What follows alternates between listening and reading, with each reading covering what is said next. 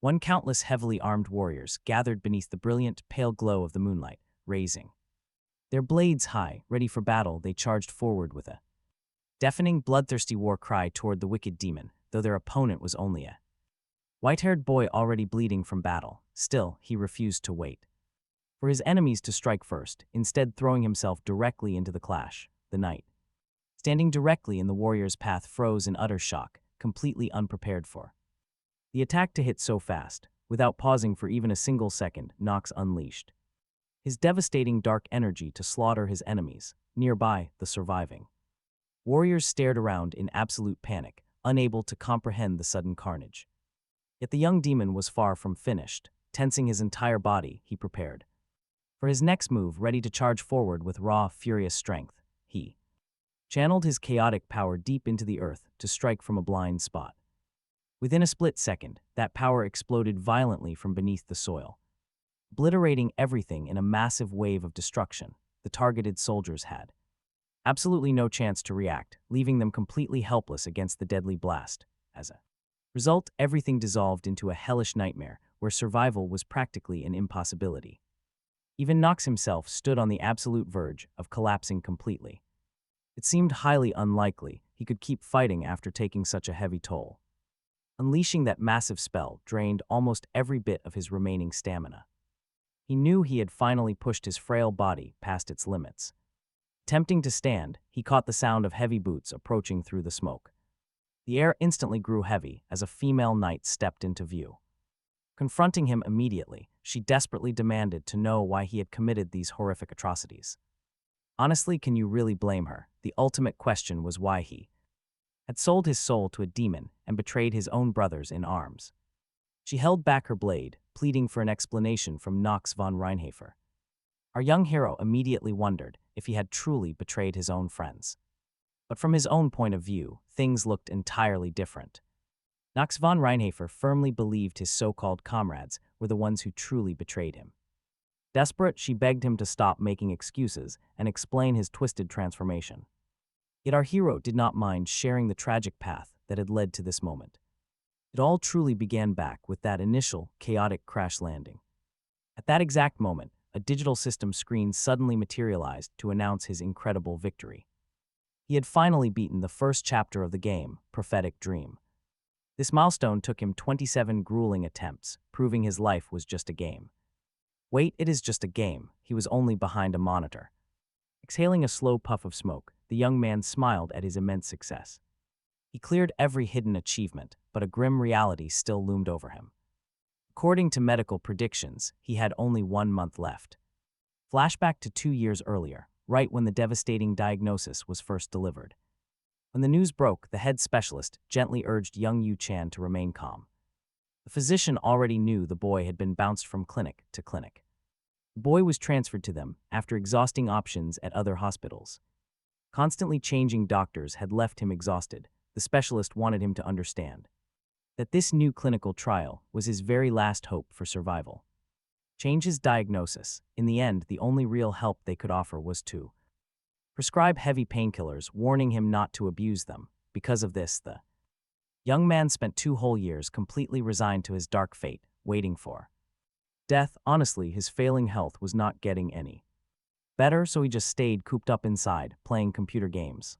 The calendar hung on the wall, counting down his days in a room full of trash. Suddenly, Yu Chan was hit by another brutal coughing fit. His entire body trembled with agony as he desperately gasped for breath, trying to calm his breathing, but the excruciating spasms refused to stop, and then he saw a fresh clot of blood right on his palm. He felt that he was slowly losing his life force, yet he knew all his regrets would not change a single thing. Just then, a new notification popped up on his phone, snapping him out of his thoughts. It turned out to be a message from the local hospital, asking Yu Chan to confirm his upcoming routine checkup. He ignored the doctor's texts, bitterly wishing he had someone to talk to about all of this. Ever since losing his memories, Yu Chan had nobody left, and not a single soul tried to reach out. The biggest issue was that the frail young man could not even go anywhere in his condition. Setting his phone on the table, Yu Chan's eyes immediately locked onto his medical papers.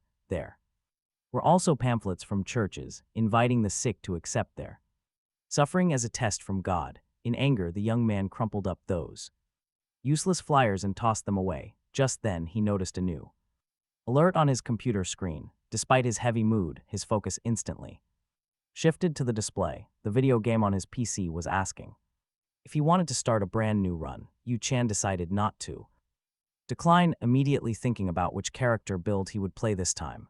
He promptly started customizing his avatar, adjusting every tiny detail of his look and skills to prepare for the brutal challenges ahead. He decided to select both the Magic Genius and Melee Genius traits. Right after that, the system warned him that choosing 2 or more Genius level traits would trigger massive game restrictions. Sadly, even in the game world, he was given a terminal illness penalty, as if the very code had decided to mock Yu Chan. The young man laughed bitterly at this sad coincidence, feeling both pain and heavy irony, as if fate itself was mocking him. He clicked confirm, officially starting the game with the custom character he just created. Suddenly, Yu Chan felt a bizarre sensation, as if he was being forcefully pulled somewhere. He struggled to stay in his chair, feeling his body collapse under an invisible force. Falling to the floor, the young man truly believed his final moments had arrived. He felt like his bones were literally being shattered, causing excruciating agony. Suddenly, a strange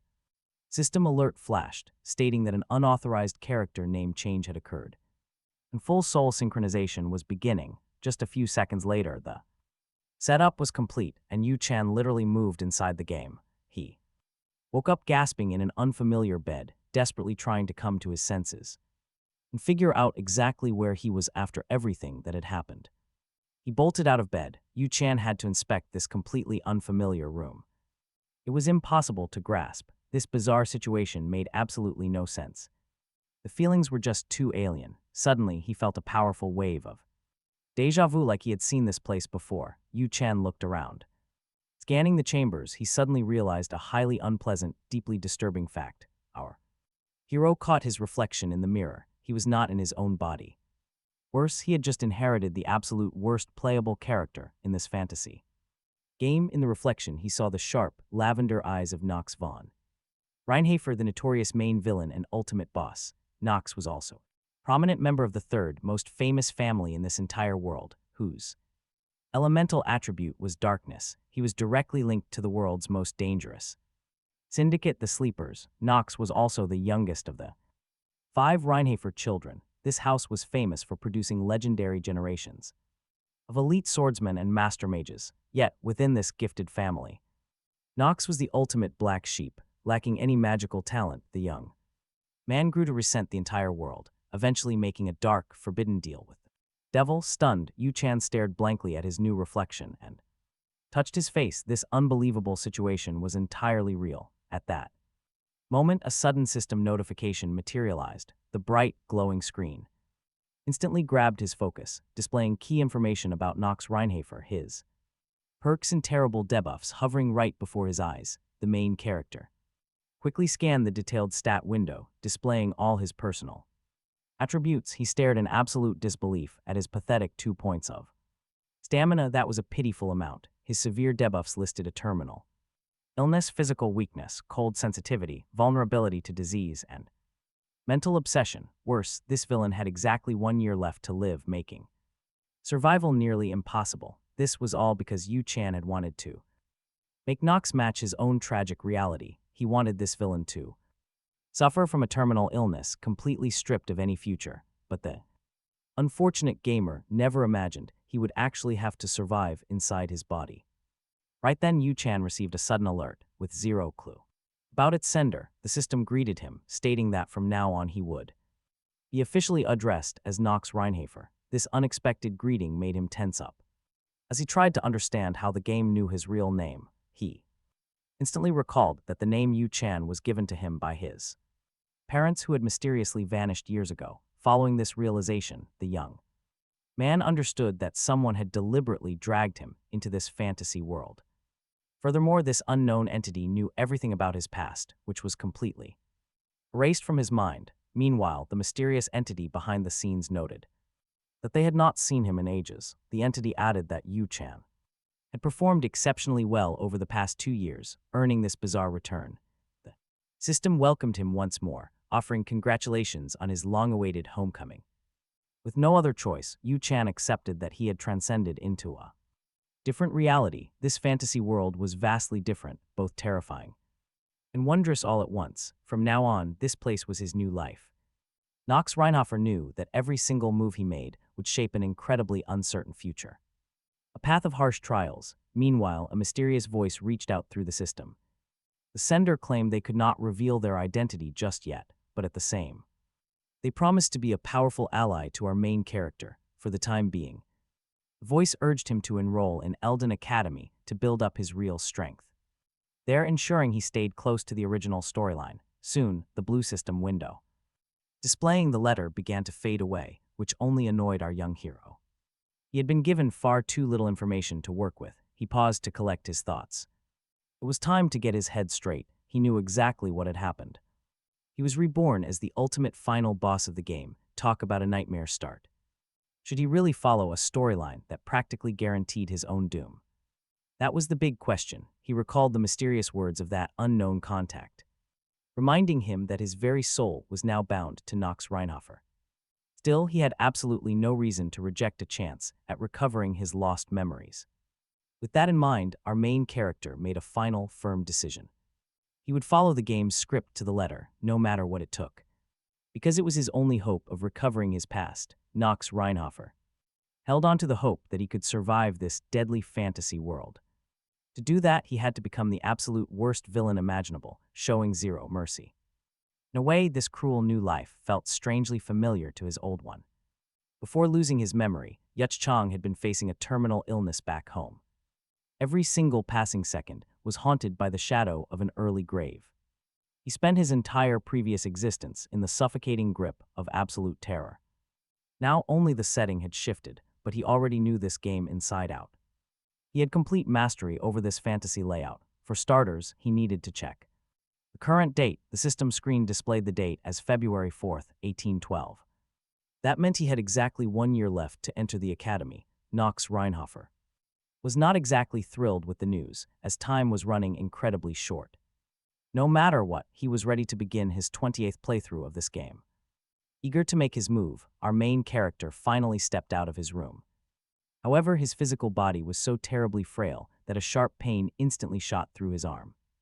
The system warned that his weakness penalty was active, meaning he needed rest. To recover, our hero honestly could not believe how incredibly fragile he was. Standing up, he slowly made his way out into the main hallway. But the moment he stepped outside, he collided head-on with one of his maids. She was carrying a huge stack of plates, which immediately crashed to the floor. Shards of ceramic shattered everywhere as the poor girl tumbled to the ground in shock. Nearby servants watched on in absolute terror, fearing they had injured their master. Meanwhile, Knox Reinhafer stood there, gripping his aching hand in absolute agony. Once the pain subsided, he looked up and immediately recognized the clumsy girl. It was Rona, a maid with bright amber-ringed eyes, who immediately burst into tears. She sobbed loudly, begging for mercy and pleading with him to forgive her terrible mistake. She was terrified of his wrath, but Knox remembered her role in the game. She was just a minor extra, famous only for talking trash behind his back. She would constantly spread nasty rumors about Knox whenever he was not around. Who would believe that this innocent, girlish face could spew such endless insults? Plastering a forced smile on his face, Knox von Reinhafer decided to let it slide. One more screw-up and she was done. He promised severe punishment. Bursting into tears, the trembling maid sobbed that she would never do it again. Right then, our main character noticed something quite strange about the other servants. They had gone dead silent, looking absolutely terrified of him. That was when he finally recalled the exact reason for their overwhelming dread. They saw Knox von Reinhafer as a brutal tyrant. Still, he did not know what this villain had actually done. Meanwhile, the maid finally gathered her wits. She nervously asked where her young master was heading so early in the morning. He calmly replied that he was making his way to the training ground. This simple answer completely shocked his subordinates, as Knox von Reinhafer had never done anything of the sort. He then told Rona to tag along. She needed to assist him, but she immediately panicked all over again because she honestly believed her terrifying master was going to use her as a human punching bag. Knox von Reinhafer walked alongside his maid in total silence. the air thick with tension. Rona was too terrified to speak, so she simply kept her head down. Stealthily watching him, she waited. Meanwhile, Knox was focused entirely on his own survival. In this new life, his perspective on everything had completely shifted. Dying once was more than enough to change a person. He knew all too well that he wanted to stay alive. Every single survival instinct screamed at him to find a way out of this mess. To survive, he had to adapt to this bizarre reality as fast as possible. There had to be a way out, he was absolutely sure of it. Despite all the obstacles, he desperately searched for some kind of clue. He needed a solid path to stay alive in this dangerous fantasy land. When he muttered these thoughts aloud, Rona could only stare back in sheer confusion. And get this, as someone who beat this game 27 times, he knew every detail. Ready to make his move, he summoned the status window to review his stats. The entire setting revolved around a massive war between angels and demons. This brutal conflict was playing out right inside a single grand empire. The best part of this game, Prophetic Dream, was its deep customization system. Players could freely design their own unique character build. You could load up on various general traits like Master or Craftsman. However, the game strictly limited you to just one genius tier trait. That made sense, as being a genius made things far too easy. But here was the catch: our main character had somehow broken the rules. He had actually equipped 2 genius traits at the exact same time. To balance this massive exploit, the system slapped him with a terminal illness. First up, his close combat genius granted him god-tier weapon mastery. This allowed him to effortlessly reach the very peak of martial arts. Meanwhile, his genius magic trait boosted his mana sensitivity to extreme levels. This made his spellcasting incredibly potent. On top of that, he had more tricks. There were plenty of hidden trump cards nestled deep inside his character build. Take, for instance, his highly specialized visual prowess. First up is the avatar trait, letting him scan the stats of anyone he meets. Then there is Master of Acting, the ultimate tool for lying his way out of trouble. This is going to be incredibly useful in his new playthrough. Strong Mind keeps him absolutely calm, even when fighting the most terrifying monsters. But of course, these overpowered traits came with some serious baggage. We are talking terminal illness, chronic weakness, freezing limbs, and obsession. Knox was basically a walking medical textbook of disasters. Take his freezing limbs, which lock him out of any cold environments. He cannot step foot there without some serious fire magic. Then there is the weakness debuff. It constantly faceplants him. It is brutal. Knox is definitely not thrilled about this setup, but he is stuck with it. Now he will just have to deal with these ridiculous, face-planting problems one step at a time. As they approach the training grounds, Rona looks at him with skepticism. She wonders if her fragile master is actually serious about trying to swing a sword. But quickly she realizes Knox is not joking. He is locked in. First on his list is curing that terrible weakness debuff holding him back. It cuts his physical strength in half and also doubles the damage from negative status effects. Honestly, Knox might have underestimated just how bad this debuff really is. Even lifting a basic wooden practice sword feels like lifting a massive boulder. He can barely manage a simple swing without his entire body screaming in protest. Anger and pure frustration boil up as he realizes how pathetic this body is. He secretly hoped things would not be quite this miserable, but reality hits hard. Faceplanting into the dirt, he gets his answer. Yes, it really is that bad. He lies there completely drained, barely able to lift his arm anymore. Swing the sword 10 times, forget it, he is already totally spent. Yuden could never have imagined that weakness would complicate things this much. Especially in a game with so many incredible weapons to choose from, but because of the unique legacy of the Reinhafer clan, things are even more complicated. See, every single member of this family is a master of the sword. It is hard to list all their talents, but they are legendary for one thing. They are famous across the land as the Lords of the Dark Blade.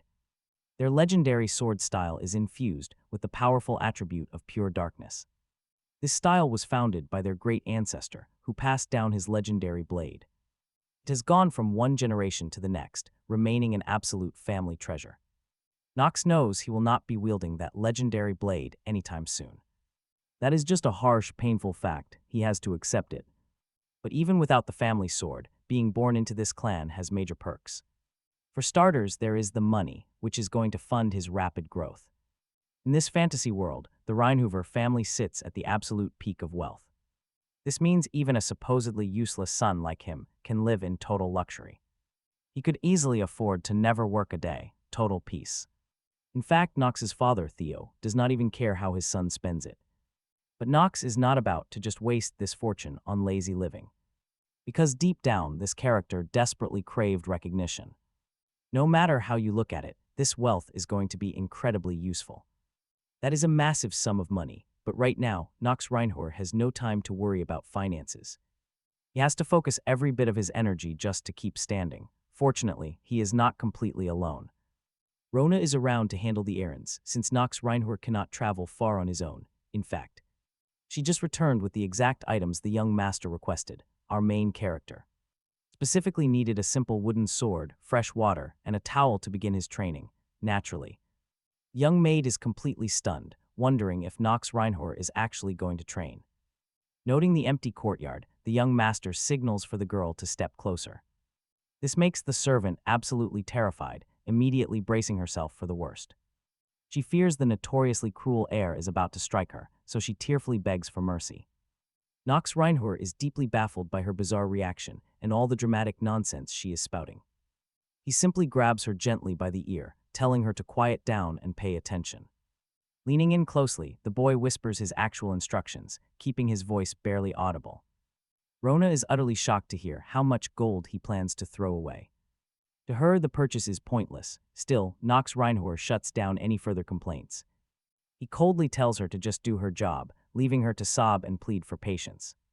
Resigned to her fate, Rona runs off to fulfill his request, muttering about his awful attitude. While the maid grumbles, our hero wonders if she can actually deliver the goods by tomorrow. He has no idea how capable Rona really is, but he desperately needs her to succeed. For now, Knox Reinhafer takes a moment to rest his exhausted body and grab a drink. Taking a slow sip of water, his mind drifts back to his current predicament. He must fix his pathetic physical stats, especially that abysmal endurance rating of just 2 points. Then a chillingly familiar voice calls out from behind, talk about absolute worst timing. Knox Reinhafer instantly freezes. He does not even need to turn around to recognize the speaker.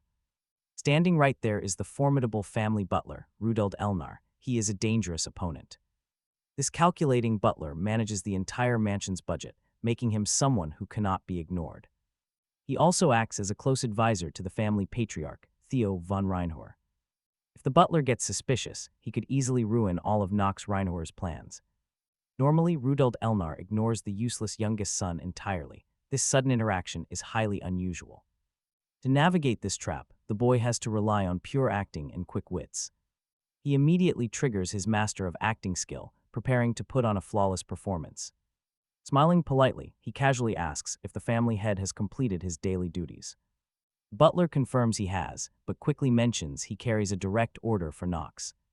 He calmly explains that a formal family dinner is scheduled for this very evening. This means the young master must clear his entire schedule, leaving Knox incredibly stressed. He barely knows this family. Surviving dinner with a pack of cold-blooded killers sounds impossible. Naturally, Knox immediately tries to come up with an excuse to skip the entire gathering. He knows he cannot handle their scrutiny just yet, but Rudolf Elnar easily anticipated this refusal. Butler actually has no idea why the patriarch requested the presence of his useless son.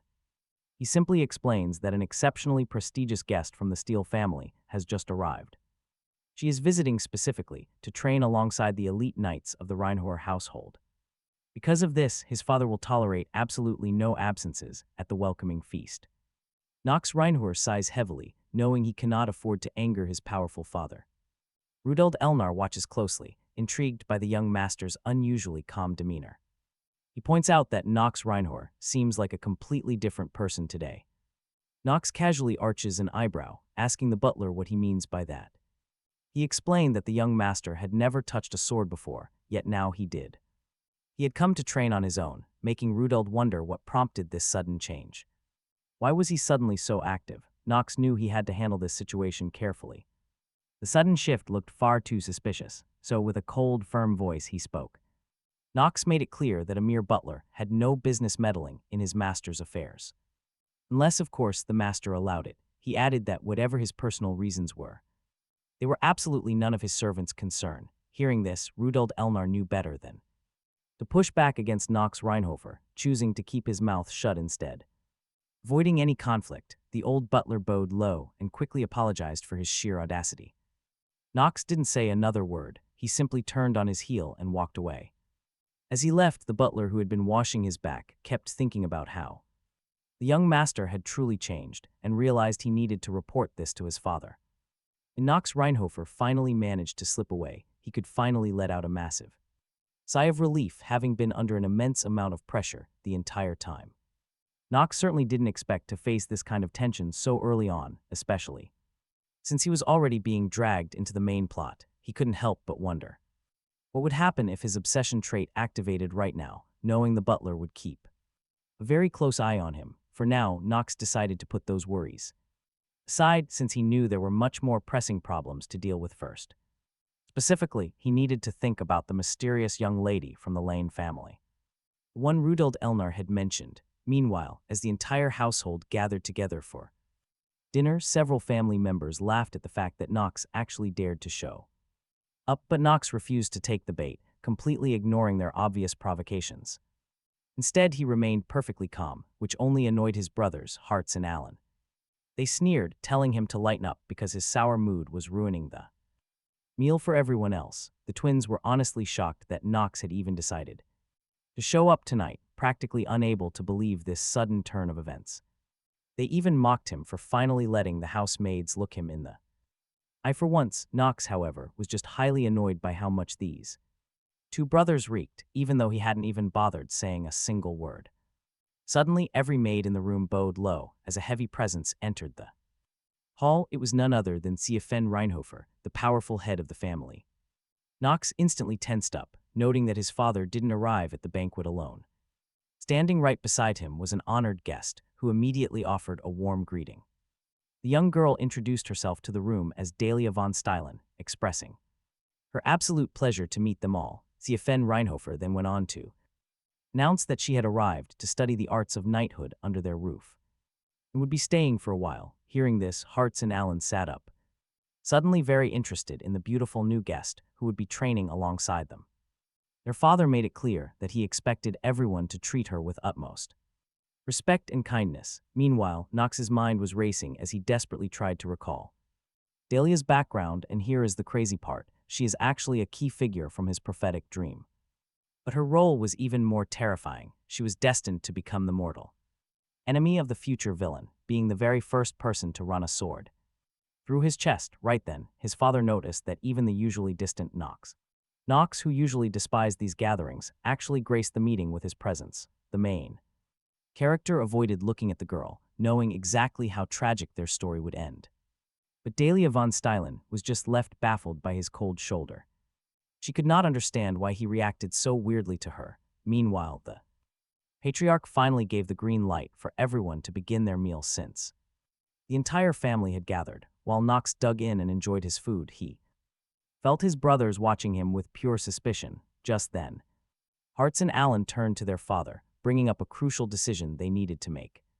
They asked who among them would be sent to the academy next, which immediately grabbed the main character's full attention. Hearing this, Theo von Reinhafer fell deep into thought, knowing how heavy this choice really was. Our hero already knew all about the prestigious Elden Academy. It was the most crucial location in this prophetic dream game world. Students there fought brutal wars against demons right inside the school walls. And that was exactly where the main storyline took place. The young man knew he had to get in if he wanted any chance of surviving. To change his fate, Knox had to start recruiting powerful allies. Finally, the patriarch looked up, ready to deliver his official ruling. He explained that the academy only allowed 3 applicants per noble family, keeping any single faction from gaining too much power within its walls. Since the Reinhafer family had already sent their 2 oldest sons, there was only one precious slot remaining for the younger siblings. Knox realized he would have to find a way to outshine his brothers, even though pulling that off was going to be incredibly difficult.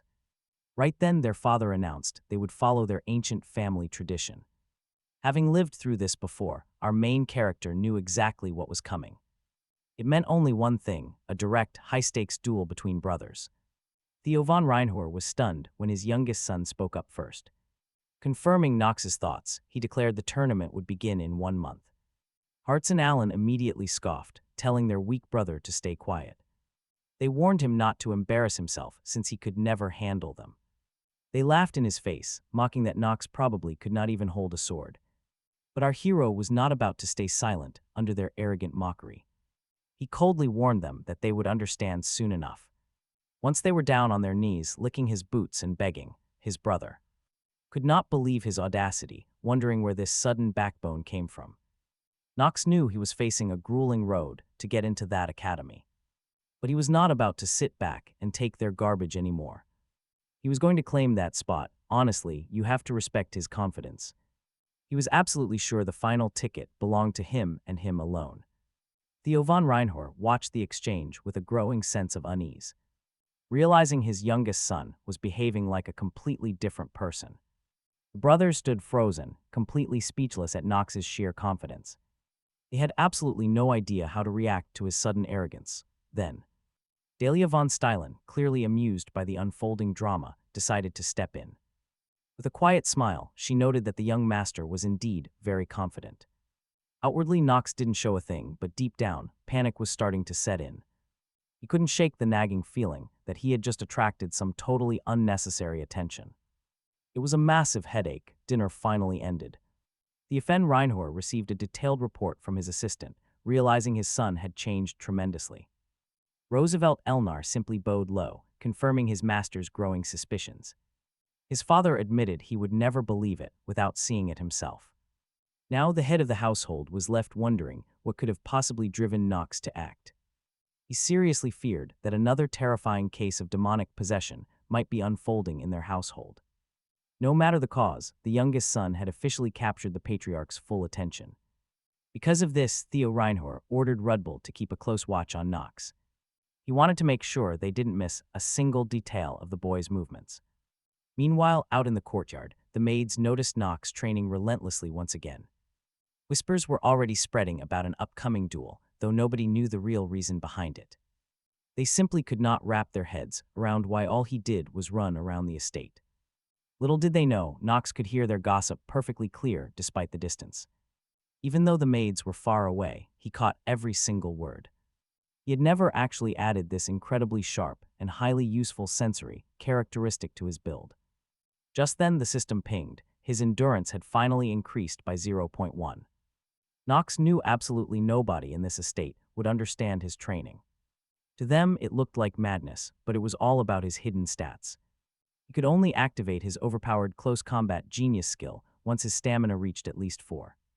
If his base body wasn't so terribly frail, he would have spammed that skill ages ago. But right now, his only real talent was being spectacularly weak, his ultimate downfall. His only hope was somehow clawing his way to another 1.9 endurance points in a month. Unfortunately, his physical debuff slashed his stat growth directly in half. Even after all this hellish training, Knox barely gained a fraction. Just 1/10 of a point, and that terminal illness was still actively dragging him down. It was a brutal handicap, but Knox accepted his grim reality. To survive, he would have to put in 4 times the effort of any normal person. Suddenly, a servant approached, breaking his focus just as he finished a lap. It was Rona coming to deliver every single dangerous item he had demanded the day before. Knox immediately noticed she was much sharper than she let on. On the tray she held, the ingredients for his insanely dangerous gamble were finally laid out. She brought the poison of the 3-headed Gorgon, fairy memory tears, and a golem core. And right next to them sat an endurance scroll, the absolute key to his survival. Having played this game inside and out, Knox remembered exactly how to abuse its mechanics. He was going to use the game's built-in cheats, and honestly, who wouldn't? But a worried Rona immediately asked what these incredibly dangerous and expensive poisons were for. To her, the training scroll was the only item on the tray that made any sense. Knox just offered a knowing smirk, telling her she simply didn't understand his vision. Still worried, the maid begged him to explain how this could possibly help him. Instead of answering her, Knox did the unthinkable. He downed the entire bottle of poison. Rona gasped in sheer terror, realizing how insanely suicidal his actions were. Instantly, the burning toxin began to tear through his fragile body from the inside. That deadly poison did not scare Knox, not one bit. He felt the venom spreading through his veins, ticking away his life. According to the system, the young master's health stats suddenly spiked. His vital signs boosted by 1.5 times, but a deadly countdown started. Rona immediately tried to run and fetch the butler to help him, but he sharply ordered her to stay put. No hesitation, Knox made his move. He grabbed the golem core and swallowed it, despite it tasting like pure dirt. Rona panicked even more, knowing that eating a golem core was absolute suicide. But nothing could stop Knox now, no way. Then the system flashed. He had triggered a secret recipe by mixing the 3-headed gorgon venom directly with the raw golem core. Normally, these cores cause instant petrification and are only used to craft stone skin or summon mighty golems. Yet almost nobody knows that combining this core with gorgon venom completely neutralizes the terrible limitations of his physical weakness. Catching his breath, Knox smiled, thrilled that he had successfully bypassed the very first hurdle. Meanwhile, Rona watched him in absolute horror, convinced her young master was about to die a painful, agonizing death. Knox knew he had one final step left, while Rona realized the boy actually looked completely unharmed. Slowly, he began unbuttoning his shirt, leaving the poor maid completely flustered as he kept going. Once his chest was bare, Knox reached for the next bottle. He was far from finished. Knox poured the fairy tears over himself, directly over his body, emptying every single drop to trigger the next reaction. The liquid immediately neutralized the golem core inside him, and Knox felt a strange rush as yet another secret formula activated, granting him a powerful growth blessing that temporarily doubled his stats. To seal the deal, he grabbed the final magical scroll on the tray. Without a second thought, our hero ripped the endurance growth scroll right in half. This instantly boosted his maximum stamina through these reckless steps. Just like that, his physical fragility vanished, suppressing his illness. The growth blessing worked. His deadly debuff was suppressed for now. He finally got the massive stat boost he desperately needed to survive, meaning he could finally push his stamina to the 4th level. Suddenly, Rona threw herself at him, completely terrified by the chaotic scene. Crying hysterically, her voice shaking, she begged to know if her master was actually okay, caring about his life more than anything else. Rona could not comprehend why he had suddenly stripped off his shirt, genuinely believing her master had lost his mind, but Knox was fine. Felt perfectly fine and calmly asked for a towel. Still, she could not stop shaking, her heart aching with worry for him, seeing her genuine panic. Knox realized he should probably ease up and treat his loyal servant gentler. He assured her with a gentle smile that he was completely fine. Rona still fretted, begging to call the butler so Knox could rest. The young master repeated that he was in perfect shape, prompting her to ask what their next move was. Knox had no intention of stopping. Knox brushed off his training, briefly replying that he would just keep running. The young master had zero plans to slow down, and moments later, he took off. He started pacing around the massive estate, but the worried servants wouldn't leave him alone.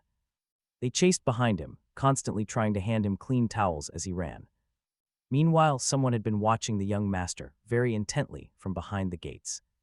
It was Dahlia von Stylen, completely baffled by how someone this week planned to win. Emma quietly warned her mistress that spying was actually quite wrong. Emma insisted it was highly unseemly for her, but Dahlia paid absolutely no attention to the warning. But Dahlia simply did not care because she was so incredibly interested in him. All she ever saw Knox do was jog, never once catching the young man practicing with a sword. Even the family knights had offered to train him, yet Knox flatly refused them. She was absolutely convinced that he would fail miserably in just 1 month. A pitiful defeat in just 1 month was the only thing waiting for the young master at the end. Yet for some strange reason, the thought of his loss deeply bothered her. Unable to watch this sad display any longer, she suddenly lost her patience and marched right out. Emma did not even have enough time to stop her as she stormed off. She took confident strides, promising her maid she would be right back. Within seconds, she was already standing right next to Knox as he rested from his running. She called out his name and formally introduced herself to him once more. Knox knew exactly who she was, feeling a slight spark of excitement inside. Still, he kept a perfectly blank face, calmly asking what she wanted from him today. He noted that he had already memorized her name when they met at dinner. Dahlia immediately picked up on his cold, almost dismissive tone of voice. This left her slightly confused, but she quickly assumed he was just dazed by her beauty. She figured he was simply dazed by her presence, which is pretty hilarious, honestly. She asked if he was truly so confident that he decided not to prepare at all. She truly wanted to know why he did absolutely nothing but run around all day. No matter how she looked at it, simple running was never going to be enough to win.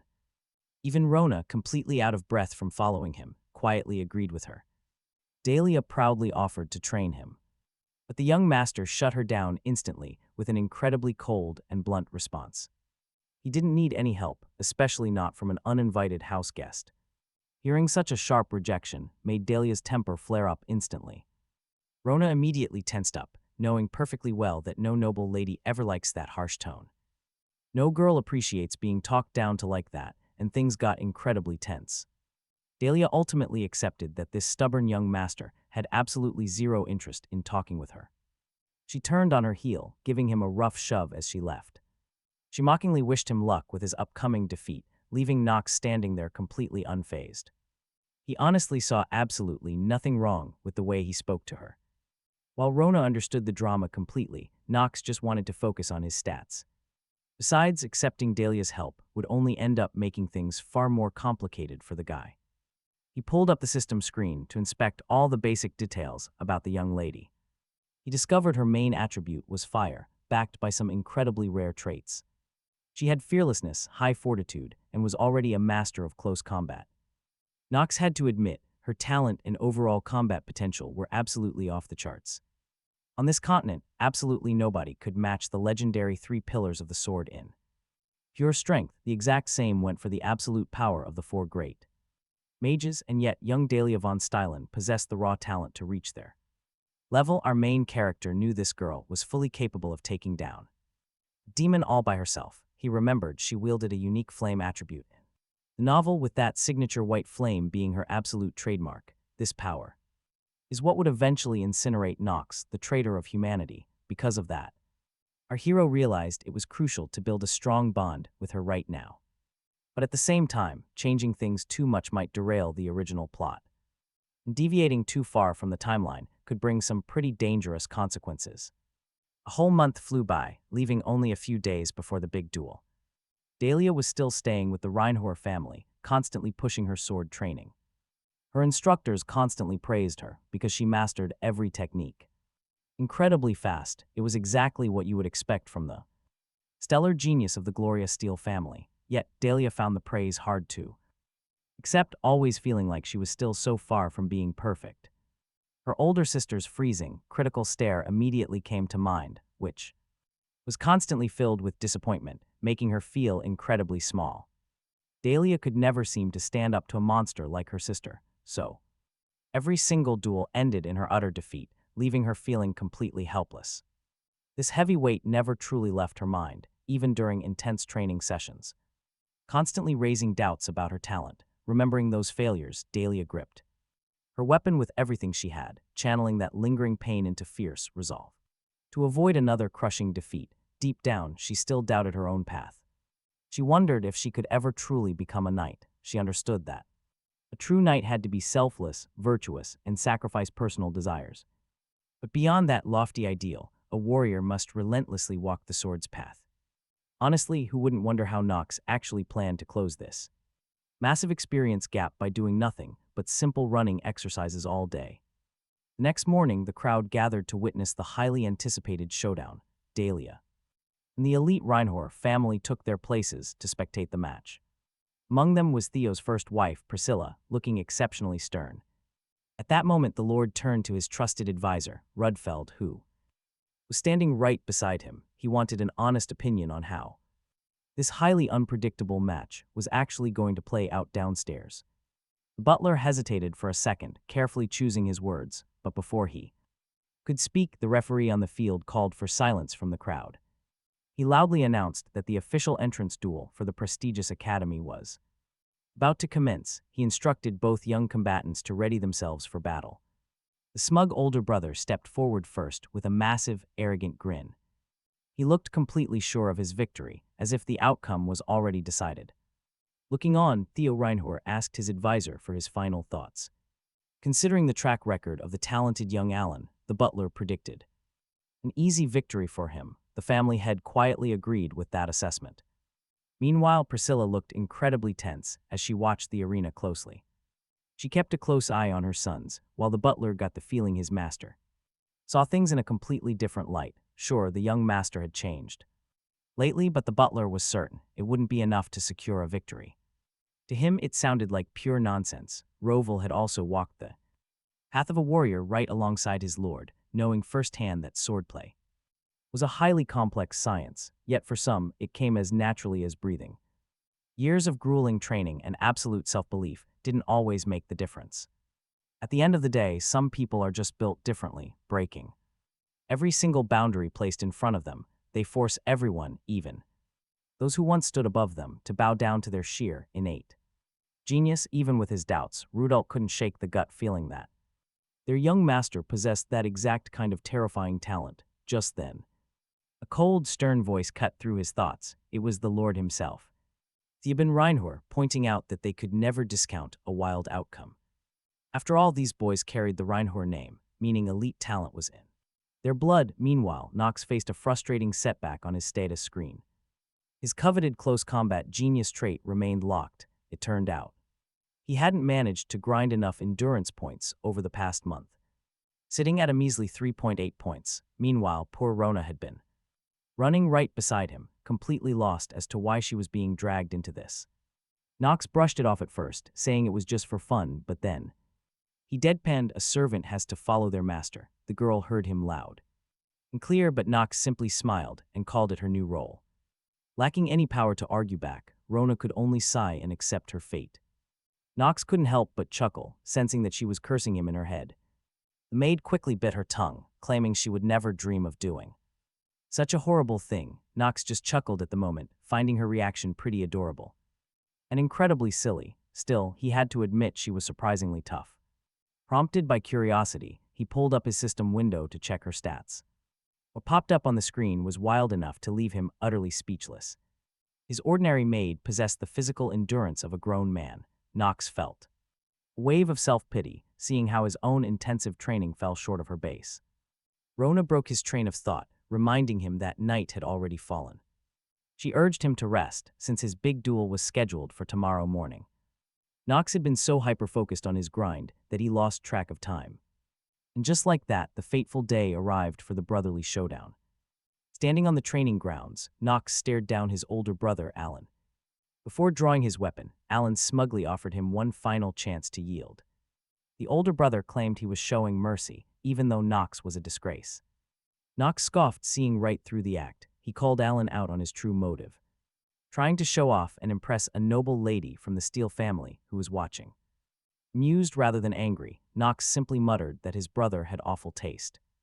Meanwhile, he quickly activated his system window to scan Alan's stats. A warning flashed on the screen. Alan had a massive 8 points of endurance. That was a huge obstacle. Right then, the referee stepped forward. The referee asked both combatants to brace themselves as the duel was finally about to begin. He ordered them to accept the outcome with absolute honor, without exceptions or complaints. No appeals or protests would be allowed. Right then, Knox started feeling his nerves kick in. Panic slowly crept in. The young master knew exactly what was at stake. Losing meant losing everything, including any hope of regaining his precious memories. He would never discover the truth of how or why he ended up in this strange world. Meanwhile, the heavy-hearted referee asked if the opponents were finally ready to fight. Knox understood his dire situation perfectly, immediately bracing himself for the incoming clash. He moved swiftly, dodging his brother's fierce openings, but Alan was not falling behind. In the blink of an eye, Knox found his brother's heavy boot flying right toward his face. Luckily, he possessed just enough combat instinct to react to such a devastating strike. He struggled hard. He desperately tried to avoid being sent flying backward. Knox's blade and hands trembled under the immense force, but he withstood the blow with pride. Alan let out a mocking laugh, surprised that his pathetic little brother could block him. But Knox kept his focus. Keeping up was simple because the rules here were straightforward. Just like the original game of Prophetic Dream, the mechanics were quite clear to him. If he lost this, he would lose absolutely everything he owned. But wait, just as tension peaked, a familiar system alert flashed before his eyes. The holographic screen confirmed that he had finally gathered enough active skill points. With this, victory was practically guaranteed. His future was secured. Alan watched his strange behavior, assuming the boy had simply lost his mind. He was cracking, driven mad by the certainty of his impending defeat. The bully decided another harsh beating would bring his brother back to reality. Spectating nearby, their mother, Priscilla, watched with a cold, analytical gaze. She realized she had worried for nothing about her youngest son suddenly showing talent. Alan would win. He was destined to take that final academy slot. He would represent them at Eldon Academy, though her husband quietly voiced some regret. Despite the disappointing display, Knox Reinhafer maintained an incredibly stoic expression. His eyes remained locked on his sons. Meanwhile, Priscilla wore a dark smirk. The matriarch clearly had her own hidden plans, while the patriarch felt deeply let down. He had secretly hoped to witness something extraordinary, but Knox was showing nothing. Their advisor, Rudolf Elnar, suggested stopping the duel before someone got seriously hurt. The family head silently evaluated his children, noting their obvious potential and limits. Both Alan and Hartz possessed decent talent, but they were nothing compared to Garen. His eldest son possessed overwhelming power, capable of forcing anyone to their knees. He wielded a dark, absolute strength and a truly tyrannical blade of shadow. The Reinhafer still held a faint hope for Knox, but the boy looked exhausted. The father began to accept that the legendary sword style would end with him. Realizing no heir would inherit his ultimate legacy, he decided to end this farce. He quietly ordered his butler to step in and halt the match immediately. Meanwhile, Knox felt his stamina surge, finally unlocking access to his special traits. He instantly activated his close combat genius trait, a smirk gracing his lips. Alan watched stunned. His brother was laughing like an absolute maniac. Gone crazy, the terror of this fight had shattered the boy's sanity. But Knox was not finished yet, immediately triggering his ultimate skill, Genius Hour. In that exact moment, everything around Knox completely froze, time itself slowed down. He felt every tiny sound and movement become sharper than ever before. Geniuses supposedly perceive the passage of time differently, or so he had heard. Now Knox was witnessing that reality firsthand with his own eyes.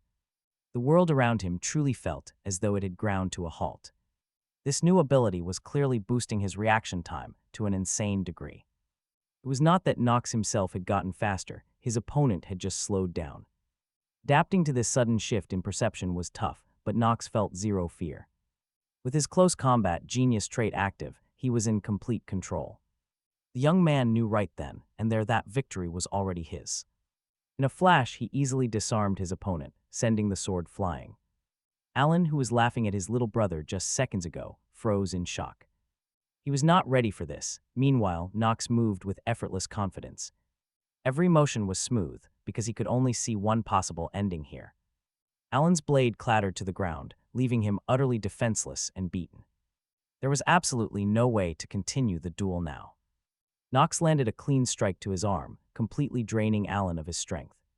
He did not even bother mocking his brother, he simply called him pathetic. Alan was absolutely furious that his younger brother dared to treat him this way. But Knox knew it was far too early to celebrate just yet. His genius state only lasts for 5 minutes, so he has to act fast. He had to finish Alan off quickly before his buff ran out. With a calm smirk, Knox claimed he was only holding back initially. He was done hiding his real power and wanted to wrap this up. Talk about a wild move, he literally tells the twins to attack him together. Alan definitely did not expect his little brother to show this much confidence. Yet the brothers hesitated, unsure if they should make the next move. Not wanting to waste time, Knox asked his father for a 2-on-1 duel. Theo Reinhafer was finally amused, though this took him completely by surprise. On the sidelines, Delia von Stylen watched with growing worry and confusion. She could not wrap her head around what Knox was actually planning. The head of the house wondered if his son had truly hidden this power. Had Knox planned all of this right from the very beginning? Intrigued, the patriarch decided he wanted to see this play out further. Without a moment of hesitation, he granted permission for the handicap match. Priscilla quickly tried to step in as things spiraled out of control. But the patriarch ignored her completely, refusing to listen to any objections. He ordered his sons to begin. The twins were absolutely furious now. They hated that this family outcast was mocking them in public like this. Knox remained perfectly composed, simply waiting for them to make their move. The brothers rallied their energy, desperate to protect their academy spots. They lunged forward simultaneously, while Knox stood completely still. Metal clashed violently, but Knox easily parried both of their incoming blades. One of them screamed at his brother to keep moving and strike from the right. But Knox only found their frantic shouting and predictable tactics highly annoying. Knox didn't need his brother to tell him. He immediately sensed danger from the other side. Meanwhile, the system announced that thanks to his genius, Clock's power, he had fully mastered the family's dark blade. He quickly grasped all the information instantly. Now, he completely understood his opponent's techniques. That's why he easily fended off all of his brother's subsequent attacks, but they refused to stop. Oblivious to the trap, the twins continued, charging forward and collided with each other. Utterly confused, they began to look around, trying to comprehend what just happened. Now, even Dahlia von Stillner couldn't hold back and tried calling out to Knox, who had no intention of stopping. Nobody in the crowd could believe this young master. Standing before them was the same weak boy they once knew. Alan remembered very well that Knox was supposed to be a disgrace to their family, leaving him with too many unanswered questions. The twins exchanged stunned glances, sharing the exact same thoughts, but Knox cut them off, refusing to waste a single second of his limited time. He casually warned his brothers not to get distracted in the middle of a duel. With one swift movement, he slashed at his opponents, leaving them with absolutely no time to react. Only at the last second did they barely manage to leap aside, gasping for breath. Knox knew that the stakes in this duel were far too high to take any risks. Even so, he felt a surge of excitement at the chance to take revenge on his brothers while finally testing his new dark swordsmanship. Dahlia von Stillner jumped up from her seat when she saw what Knox was about to do. Theo von Reinhafer also sensed that something was terribly wrong. The twins were completely frozen by this turn of events, believing it was literally impossible. In the end, Alan collapsed heavily onto the hard ground, completely exhausted, his body broken and his face showing nothing but utter defeat and helplessness. The twins had already spent every ounce of strength fighting Knox and had nothing left. Meanwhile, the system warned Knox that his genius hour was rapidly coming to an end. He exhaled calmly, knowing his brief window of peak power was officially over. Priscilla was terrified for her sons, desperately trying to help them back to their senses. Knox, meanwhile, calmly asked the judge if he had officially decided the winner of the duel.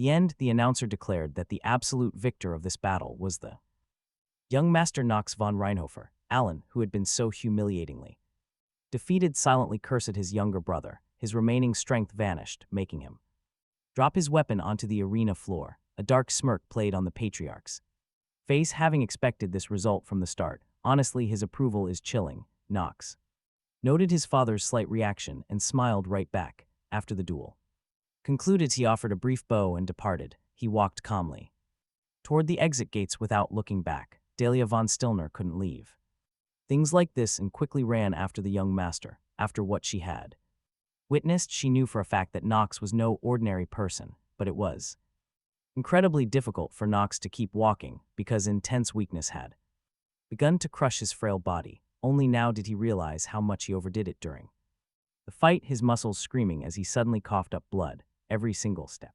Severe pain flared up, and his completely exhausted body flat out refused to move. He knew this genius ability came with a catch, and it was a big one. Going over his limits triggered a monstrous physical backlash, which was incredibly dangerous for him. This brutal toll would actively shorten his life and worsen his chronic illness. Luckily, not a single soul witnessed the pathetic aftermath of his latest battle. If anyone had seen him, they would have immediately denied him admission to the academy.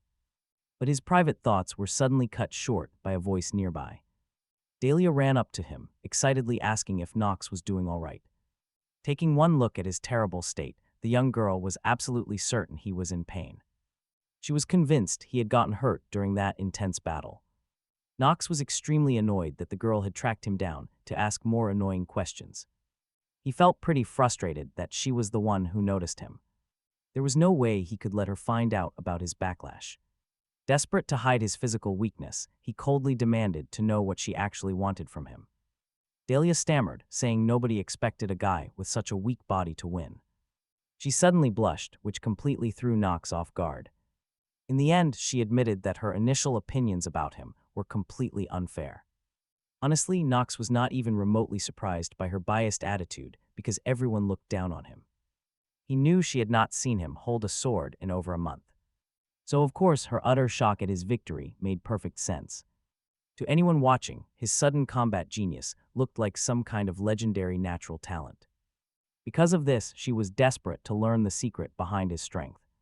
But Knox had immediately slipped away to hide from prying eyes right after the duel ended. When Dahlia finally caught up, his terrible physical state was incredibly obvious. She became deeply interested in what had happened immediately after his victory. It was hard to believe his victory over those brothers was just due to talent. Now she was absolutely convinced that Knox was not the worthless failure those rumors made him out to be.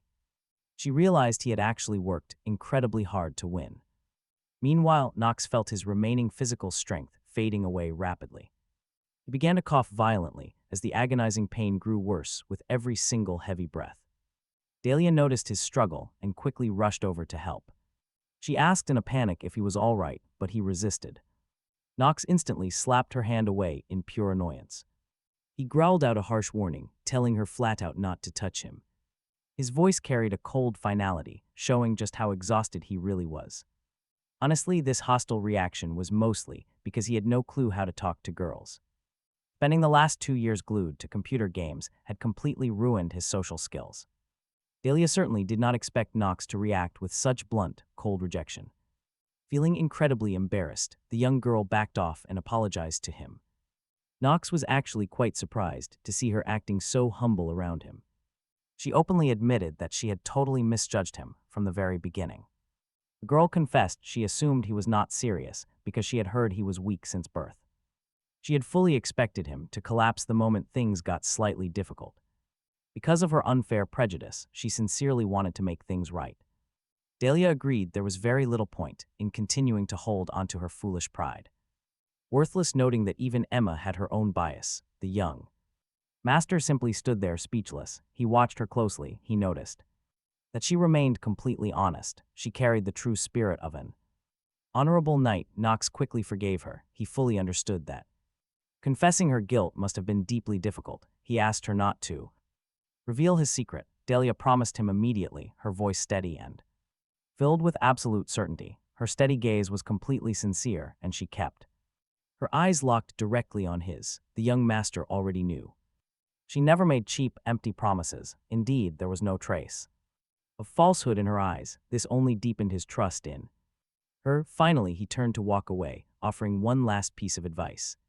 He asked her to stay honest. Suddenly, Dahlia glanced back at him once more, her cheeks burning bright red. The eventful day finally came to an end. Night fell, bringing a heavy silence over the house. Lord Theo von Reinhafer knew his predictions about the duel were entirely correct. He decided to have a private chat with his trusted butler, asking Rudfeld what he actually thought of Knox's true talent. Rudfeld admitted that at first he was confused by the defense. Even so, for a young man of such a tender age, Knox was remarkably skilled. He even rivaled his older brothers. Smiling warmly, the old patriarch agreed. Yet, a very strange feeling lingered inside Theo von Reinhafer, and honestly, the old man is right. Knox has more secrets. Strength. He immediately ordered Rudfeld to closely watch the young man's every single move. He was not to interfere no matter what. After everything that happened, the master could not stop thinking about Knox. He needed to see if the boy had the capacity to inherit their family legacy, the Blade of Darkness. In a grim voice, Theo admitted that his own time was running short. This task was absolutely critical, and his voice carried a heavy, undeniable weight. The old butler understood the gravity of the situation. He nodded respectfully.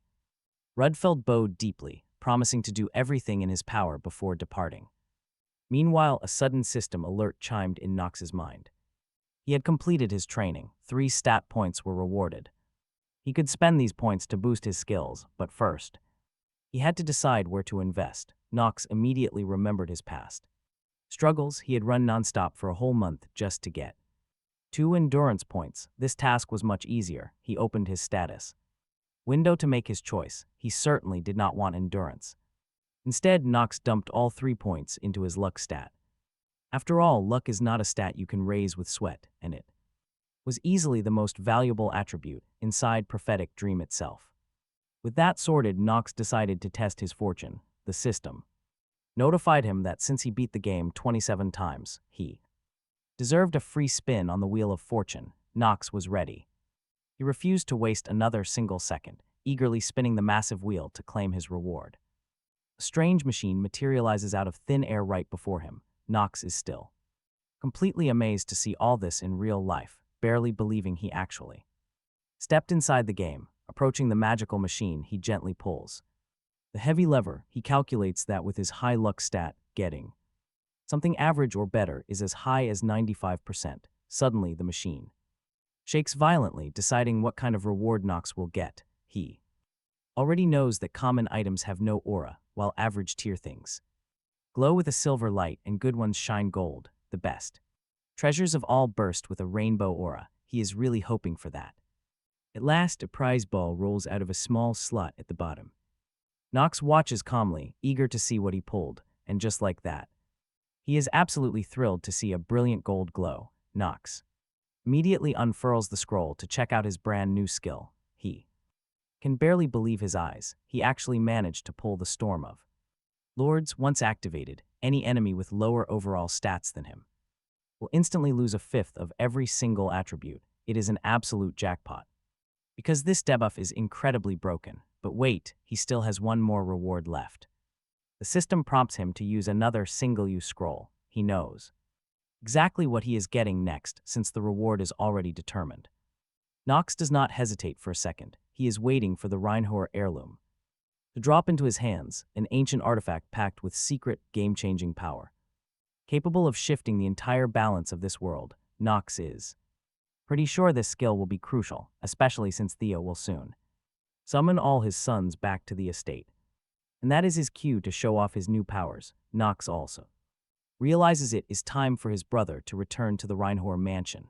The Eldane Academy graduation ceremony happened ages ago, so Garen should be completely free by now, unless he chose a nightly life of adventure.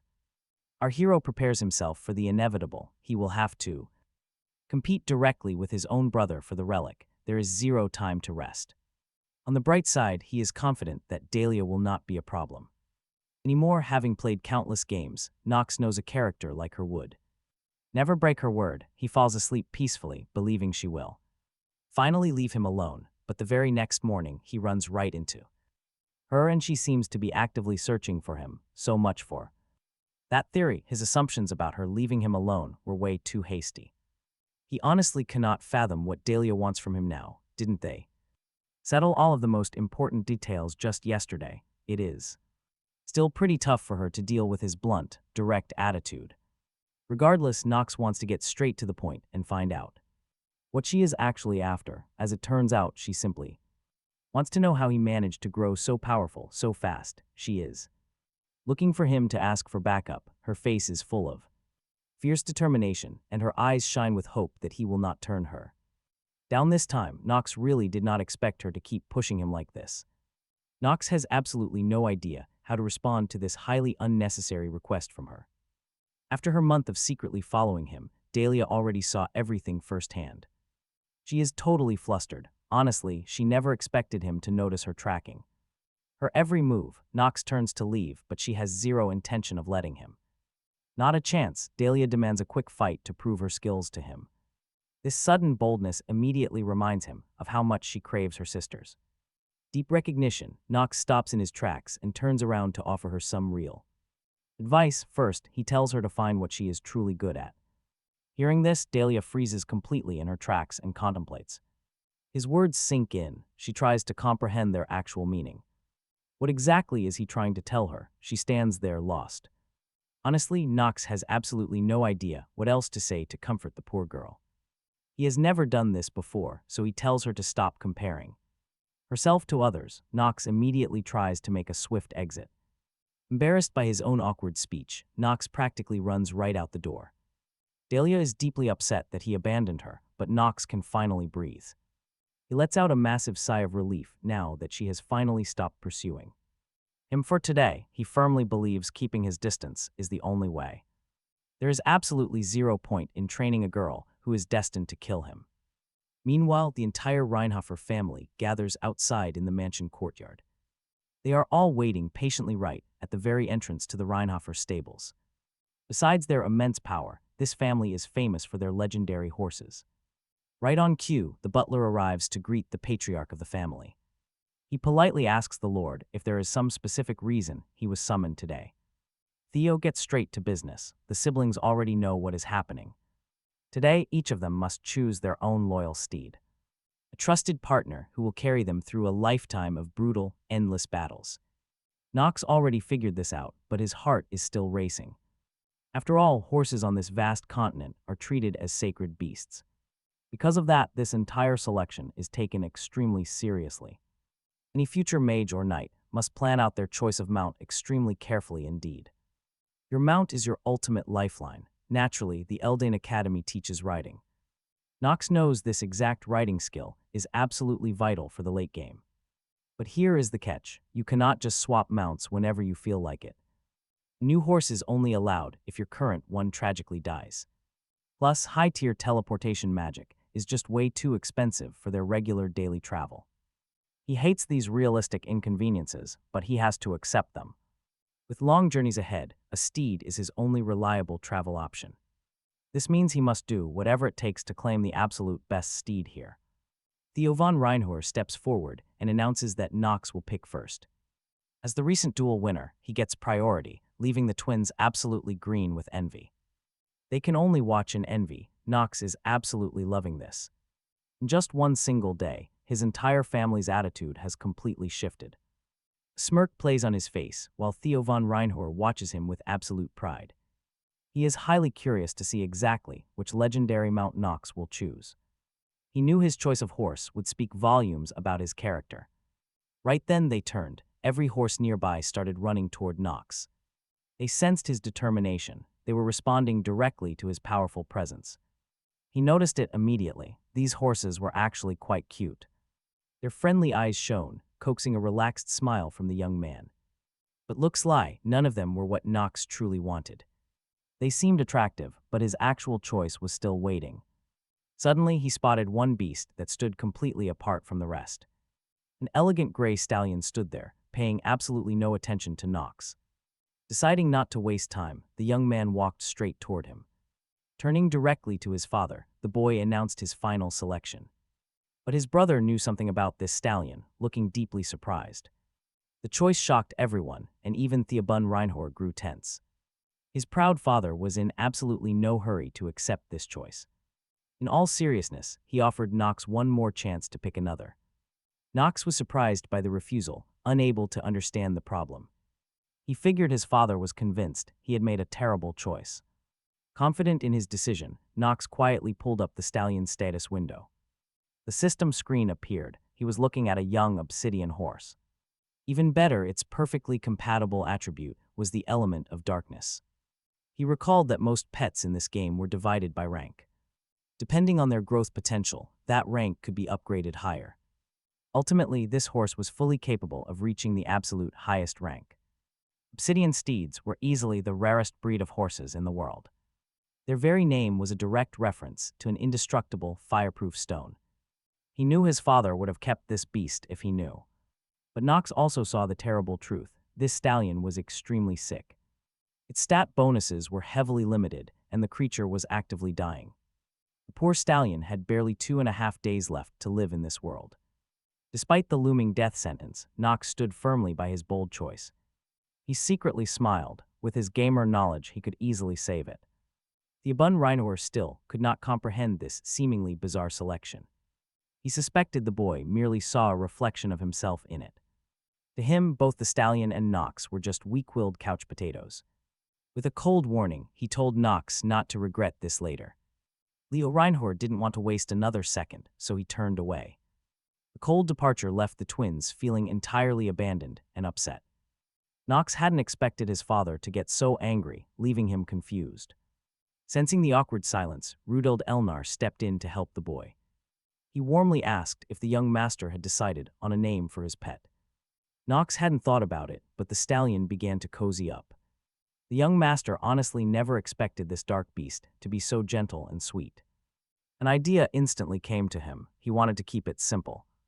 He decided right then that this magnificent stallion would be called Carl. It was a name from his past life, holding a deep significance. With that, the ultimate resting spot was set up for Knox's new companion. But now Knox has a major problem. His father absolutely cannot find out about his plan.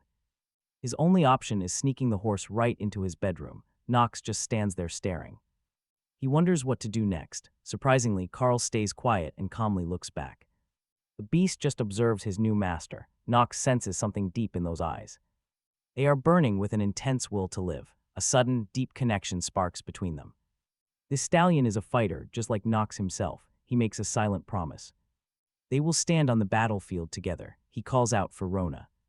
He knows she is skulking around. Rona realizes her cover is completely blown. With a loud crash, she tumbles out and sheepishly admits to spying on him. She has absolutely no clue how he sensed her, but he proudly claims he caught her red-handed. Skipping the explanations, Knox gets straight to the point and gives her a task. He tells her to watch over Carl. She is baffled by the horse on his bed. A literal horse on the sheets. Rona is devastated thinking about the cleanup duty. Knox chuckles at her misery. He gently tells her to go easy on the sick animal. Carl tilts his head. He listens closely as if he understands every single word. Rona softens up, looking at the poor, suffering creature. Her heart instantly melts. She vows to do absolutely everything in her power to nurse him back to health. Knox appreciates the help, but he secretly knows this situation is going to get wild. Rona is going to lose her mind when she sees what happens after Carl recovers. As the maid gets acquainted with the horse, Knox chuckles at the looming surprise. He can already picture her priceless reaction to the upcoming shock. 3 days pass by. Suddenly, a loud, panicked scream echoes through the room. Rona is crying out in terror. She thinks their beloved companion has died and desperately calls for her master. Knox rushes in. He did not expect the final moment to arrive this fast. Seeing Rona bawling her eyes out next to the bed makes him sigh. Still, he cannot blame her. She really poured her heart into saving Carl. Knox remains completely calm. He knew this tragic outcome was always going to happen. This was always his destiny. There is simply no physical way to prevent death. Carl is gone. Knox steps closer to the sobbing maid with a serious look. He tells her to stop crying, grumbling that her wailing is giving him a headache. He calmly explains that everything is fine. Carl is going to come back. Rona looks up in pure shock. She asks if he has lost his mind. Knox glares at her, highly annoyed that his own maid thinks he is crazy. He tells her to quiet down. There is no time to waste right now. Reaching into his jacket pocket, he pulls out a strange, glowing scroll. Rona stops crying, suddenly realizing her master might actually have a secret plan. Knox unrolls the parchment, revealing a highly intricate, glowing magic seal. All he needs to do now is channel a tiny bit of mana. Now watch, this is where things get crazy. Rona watches in absolute awe. She never expected her master to be capable of using this kind of power. Even Knox is slightly surprised by how smoothly the mana begins to flow. Rona is completely stunned. He is actually casting a spell right in front of her. Using unauthorized magic is highly illegal, but Knox does not care about the rules. He warns her to shut up. If she distracts him, Carl dies for real. Entirely her fault. Knox knew he had to concentrate with everything he had. The spell required intense focus, but there was a massive catch with Knox. He had not fully awakened his genius magic perception trait yet. Plus, casting magic under the age of 15 is strictly forbidden across the Empire. Only members of the Imperial royal family are allowed to do it. They always stand at the absolute top compared to ordinary beginners. Because of this, our main character had to find another way. He could only channel his mana into prepared magic scrolls. He directed energy into these artifacts, hoping they would bring him strength. For now, Knox was weak, barely feeling the spark in his palms. Yet that small trickle of mana gave him a sense of control. Despite the insane risk, he just laughed since he only had one shot at this. Knox knew a single mistake would end up costing him everything. The stakes were too high, and his life depended on it. And here is the crazy part. the magic he wanted was black magic. He managed to get his hands on the legendary Book of the Dead. The system chimed in, identifying Carl as his target for resurrection. It asked him if he really wanted to cast this on a horse. See, in his prophetic dreams, there are only two types of undead creatures. First are higher undead, who keep their minds and cast dark magic. The second type is just standard, brainless, faceless thralls. These mindless creatures have no souls and obey without question. They are blindly loyal to the necromancer who summoned them. But there is a catch: only one family can call the dead. That would be the Marva's family, masters of the dark element. The Reinhors share this element, but they are knights, not sorcerers. Knox feared he had no right to use this magic. He thought only bloodline members of the Marva's family could cast it. But that was not true at all. Anyone can do it with their book. That is why Knox stole the Book of the Dead in the first place. A few moments later, the spell activates and dark silhouettes crawl from the soil. Shadowy figures twist and writhe, rising from deep beneath the earth. The entire area slowly fills with a heavy, suffocating darkness. Long, creepy shadow arms stretch out, completely wrapping around Carl. The lifeless horse still lies completely unresponsive, showing absolutely no reaction to the ritual. Meanwhile, Knox was pushing himself to his absolute limit as blood dripped from his mouth. Watching this, Rona grew seriously terrified as her heart hammered violently against her chest. She knew the danger was real, but Knox refused to back down. He was so close. Suddenly, a massive blast of dark energy erupted. The sheer force blew him backward, causing him to cough up blood. His condition got worse with every second as his body weakened. He felt his reserve of mana draining fast, triggering absolute panic. But as he looked up, he realized the impossible spell actually worked. Carl was back, but this was no longer the gentle horse he once knew. Those dead eyes now burned with a bright, terrifying, and unnatural glow.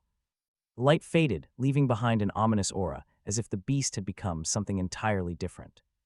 The scene looked deeply eerie, like a nightmare where reality and dark magic twisted together. They intertwined, creating a heavy atmosphere of danger. Finally, the system chimed. It alerted Knox that the dark transformation was successfully complete. Carl had officially become a true undead beast, his body losing all its former life. He lost his vitality, lingering as a creature trapped between the living and the dead. A gleam flickered in his eyes, but it was not a warm, living light. It was something dark and sinister, like only a hollow shadow of his past self remained. None of this bothered Knox, not a bit. He was just glad he pulled it off. Rona finally calmed down a bit and asked if the young master was doing okay. Knox forced himself to stand up and told the girl to see for herself. He wanted her to witness exactly what they had just brought back to life. Wiping the blood from his lips, Knox announced that Carl was officially back with them. For a moment, Rona just stood frozen, staring at the newly reborn beast. Knox immediately pulled up his steed's new characteristics. The horse now possessed a steel body, total fearlessness, and an unshakable heart. He wants to move on to his next major goal, but wait, what's this? It was just Rona, throwing her arms around both Knox and Carl in relief. She had been incredibly worried. Knox certainly did not expect such a dramatic breakdown. Her emotional reaction startled him. What on earth was she doing anyway? Rona could not hold back her tears any longer, bursting into loud, heavy sobs. She cried about how much she worried for the two companions she cared about. She demanded to know why the young master would burn his mana so recklessly. She scolded Carl too, begging them both to consider her feelings for once. Carl just snorted in annoyance, which immediately irritated the maid. After all the time she spent caring for him, she felt completely unappreciated. She jokingly demanded that the ungrateful horse return every single carrot she bought him.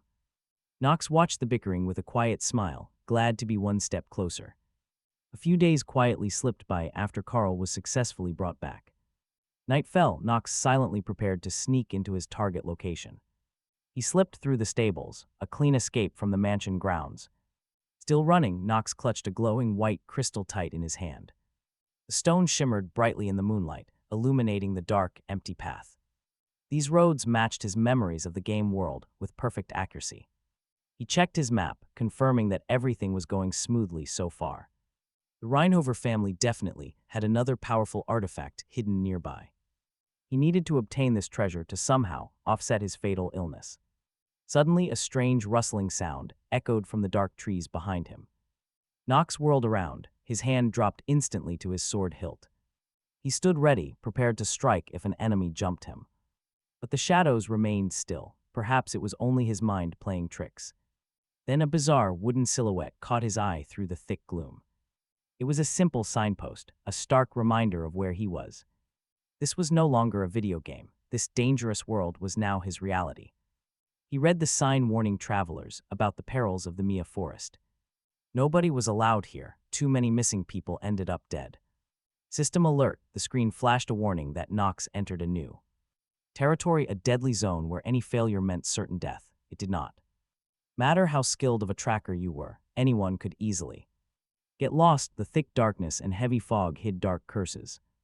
Locals whispered about it. Here, even the strongest became completely helpless. In addition, Knox already knew about one highly annoying detail regarding this place. Even if a player successfully slayed the monsters around here, the beasts dropped absolutely zero loot upon death. The real problem was that the monsters here were incredibly tough, and Knox instantly recalled the painful memories of the endless deaths he suffered just to find the right path. Still, the young man kept his cool. After all, the difficulty rating for Mia's forest was only 2.5 stars out of 5. That comforted him, honestly. He had previously gone through hell to clear this zone, and the final payout had been incredibly disappointing, but now he desperately needed that rare artifact. Shaking off the hesitation, Knox lit a bright torch to guide his way through the pitch blackness. The bright fire instantly cut through the heavy shadows, allowing him to easily advance down the narrow path. Sudden chilling gust of wind whipped against his back, which only heightened the spooky, ominous vibe of the woods. It felt as though nature itself sensed the arrival of some terrible, looming threat, yet Knox remained completely unfazed by it. All he held the golden key to surviving Mia's deadly forest. It was simple. He just needed to observe the direction of the drifting smoke. To be exact, Knox simply had to walk against it, but before heading out, he paused. Something felt off, and things were about to get interesting. Knox felt a presence nearby and slowly wrapped his fingers around his sword. How long would they hide in those bushes? Knox coldly demanded they step out. Step forward. Only a heavy silence answered back, yet Knox remained absolutely certain that a spy was watching from the dark, letting out a heavy sigh. He knew this uninvited guest would try to play dumb until the very end. Skipping the useless small talk, he drew his blade and swung with fury. It was time for decisive action, leaving no room for hesitation. He slashed the bushes with extreme force, and an instant, painful cry rang out. Meanwhile, Dahlia felt completely miserable that even her charms had failed to sway Knox von Reinhafer. It left her utterly confused. Seeing this, her loyal maid, Emma, pleaded with her once more to stop chasing after the young master. She warned that if anything happened to the lady, she would be held accountable, but Dahlia laughed it off, assuring her maid that everything was fine, confidently claiming that the family servants would never get fired. Later that night, Emma lay awake, reminiscing about how brilliant Lady Dahlia once was.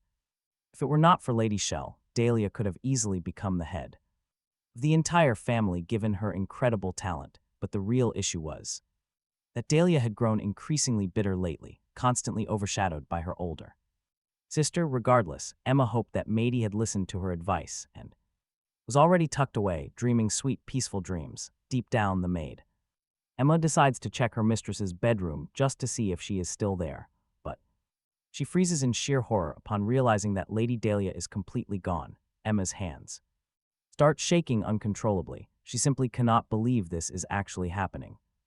Dahlia must have snuck out to spy on the young master again. There was no other explanation. So Emma sounds the alarm across the whole estate. Right then, Dahlia is crouched low in the bushes, keeping her eyes glued to the main character.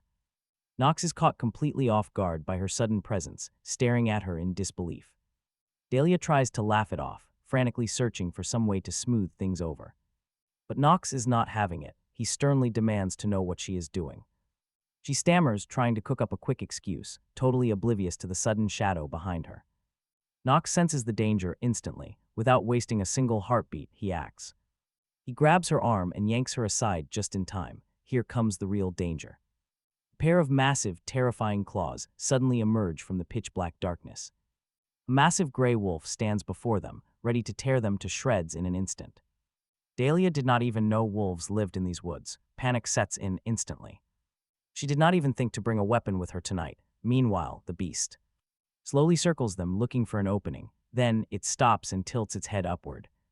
With a sudden, chilling motion, it lets out a deafening howl that echoes through the quiet trees, filling the cold night air with absolute terror. The bright full moon finally breaks through the thick clouds, triggering the predator's instincts. It launches itself directly at them. To the beast, they look like easy prey. But Knox already knows how this world works. He is not afraid. Dahlia, completely defenseless, clings to him in terror, but Knox is already moving. He steps forward, completely shielding her trembling body with his own as he strikes. Before she can even blink, the main character leaps forward. A couple of blindingly fast strikes, and the giant wolf is completely neutralized. His final blow snaps the beast's thick neck, sending its heavy body crashing down. All the menace fades from its eyes. It is over. Dahlia watches the scene in absolute shock, her heart hammering for Knox's safety. She is completely mesmerized by his raw power. His sheer confidence is breathtaking. She cannot believe he beat that monster unarmed. But she suddenly notices a chilling shift in the tension around them. Stained with dark blood, Knox stares back at her. He looks at this noble lady, who somehow ended up deep in this dangerous forest. He looks at her and asks one last time what she is doing here. He expected his brothers to track him, but certainly not Dahlia. She panics under his intense gaze, stammering out a clumsy lie. She claims she got lost. Knox, obviously, does not believe a single word. He softly asks if she would prefer to be left behind in this deadly place. Dahlia freezes, absolutely terrified that he might actually abandon her in the dark. She quickly grabs Knox by his hand, desperately refusing to let him go. She holds on tightly, fearing he will vanish. Knox looks at her in surprise, silently waiting for her to speak. Finally, she cannot hold it back anymore.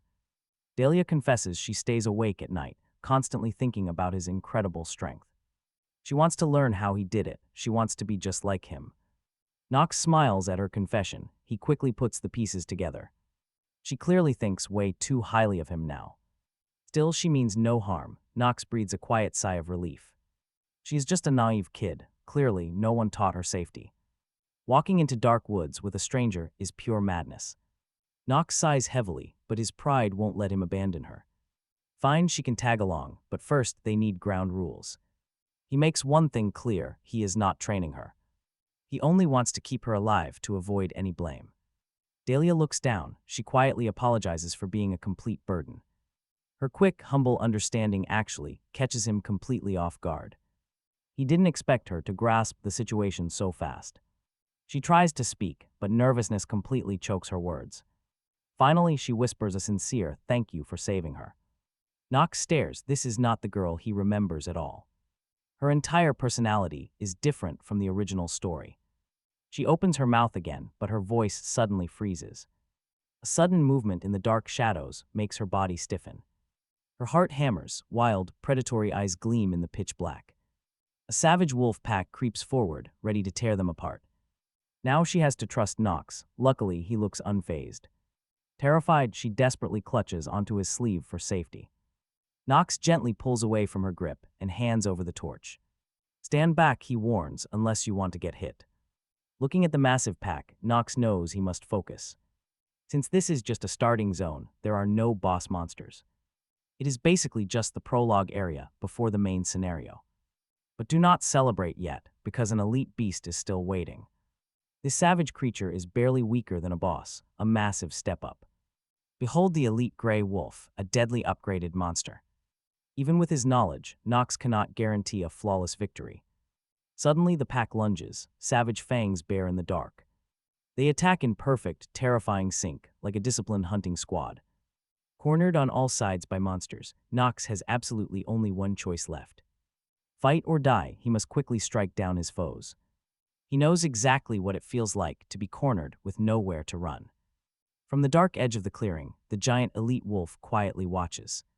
Once its pack falls, the massive beast finally leaps into the battle. To survive this, Knox remembers his old life as Yuchen. Casting aside all fear, he empties his mind of any remaining doubt. So now he grips his sword tightly, channeling his absolute resolve. If he survived those nightmare dream trials, he can surely survive this. He steels himself and strikes, completely crushing this formidable enemy. The savage beast collapses to the ground, completely defeated. Dahlia just stares, utterly speechless at his unbelievable power. She was certain that Knox possessed far more strength than he let on. After all, during that clash with the brothers, his skills were on a whole different level. She even suspected Knox had slain those deadly wolves before. Yet those warnings about keeping her distance from him kept echoing in her mind. Dahlia felt completely certain she was just a useless burden to him. And that painful realization left a heavy knot in her chest. But get this, she felt something extremely strange. An eerie sound echoed nearby, drawing closer until her old fears surged right back. In contrast, Knox remained completely unbothered, instantly recognizing the threat. It was indeed that same elite gray wolf, and it was closing in fast. The massive predator emerged from the shadows, stepping forward like a harbinger of doom. These savage beasts were far larger than any Knox had faced before. Their muscular frames and deadly gazes promised a brutal clash. This was a showdown that would push our hero to his absolute limits. Meanwhile, back in Mahdi, the family servants scrambled to begin their search. Before long, the desperate rescue party arrived at the edge of the woods. They stopped right before the sign marking the entrance to the Mia forest. There on the dirt path lay two distinct sets of fresh, small footprints. Those prints unmistakably belonged to Master Knox and Lady Dahlia, sparking panic. Realizing they had ventured into such a deadly zone, Emma broke down completely. Emma collapsed, her knees completely buckling in sheer, overwhelming terror. She frantically begged the others to tell her what to do next. They had to find both of them and bring them back right away. But the butler snapped, telling her to stop speaking such utter nonsense. Emma sobbed aloud, asking how he could say something so terrifying. Her voice shook as she stared up, searching his cold expression for answers. The dark truth was that even the powerful Reinhoofers avoided this forest. It remained highly forbidden territory, yet the butler had another major concern. Rudolf Elnar knew that if this ever leaked, rumors would spread rapidly. People would openly mock the incompetence of his noble masters, which was unacceptable. Nobody could ever find out that citizens still vanished in these woods. He deeply wondered why Knox would willingly come here, suspecting demonic possession. Analyzing the physical tracks, the young master had clearly moved with calculated stealth. Moreover, there was absolutely no sign of a forced break-in from any outsider. Nobody could have bypassed the heavy magical barriers protecting their estate. Believe it or not, the butler reached a highly unsettling conclusion. Knox had stepped into this perilous forest completely of his own free will. The butler tightly clenched his fist, furious at his own massive oversight. He had to face reality. There was no denying the truth anymore. Knox was no longer the fragile, helpless young man he used to be. Rudolf Elnar explained that their only option now was to wait for his return. Venturing inside was suicide. He could only pray the boy would survive. Meanwhile, hot tears spilled down Emma's pale cheeks as panic consumed her. Her mind raced with terrifying thoughts of what might happen to Lady Dahlia. Suddenly, the entire search party froze in pure horror at what they saw. Strange noises echoed from deep within the forest, shattering the quiet night. Peace filling the air with heavy dread, the maid realized she would be held responsible for her mistress's death, which meant certain doom. At that exact moment, Dahlia drew the sharp dagger she had hidden. She brought a weapon into the forest after all, quickly dropping into a fighting stance. She was completely prepared to help Knox defend against the incoming wolf pack. Knox noticed that despite her obvious terror, she kept her cool. Her composure was impressive, but he urged her to hold her ground. He wanted his partner to save her strength for what was ahead. If things went south, she absolutely had to sprint back to the estate. He made it clear that running was her only real shot at survival. Truth be told, he did not find the elite wolf threatening. He just wanted his partner to stay fully alert at all times. She had to react quickly if anything went wrong, Knox knew. This girl was far from ordinary, even so he could not let his guard down completely, so Knox decided to activate his ultimate genius hour skill to wipe out these beasts. He was highly confident his abilities would overwhelm them. Suddenly, the elite grey wolf shifted.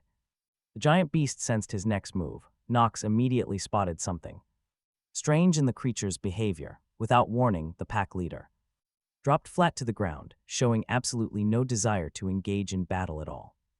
Knox figured the beast was just playing some sort of mind game. But then another wolf lunged right at him, razor-sharp fangs bared. Its body coiled like a tight spring, ready to tear him apart. Knox was ready, stopping the savage beast with one swift, decisive blow. Meanwhile, the other wolves stood strangely still off to the side. Their eyes were tense, as though they sensed a hidden danger.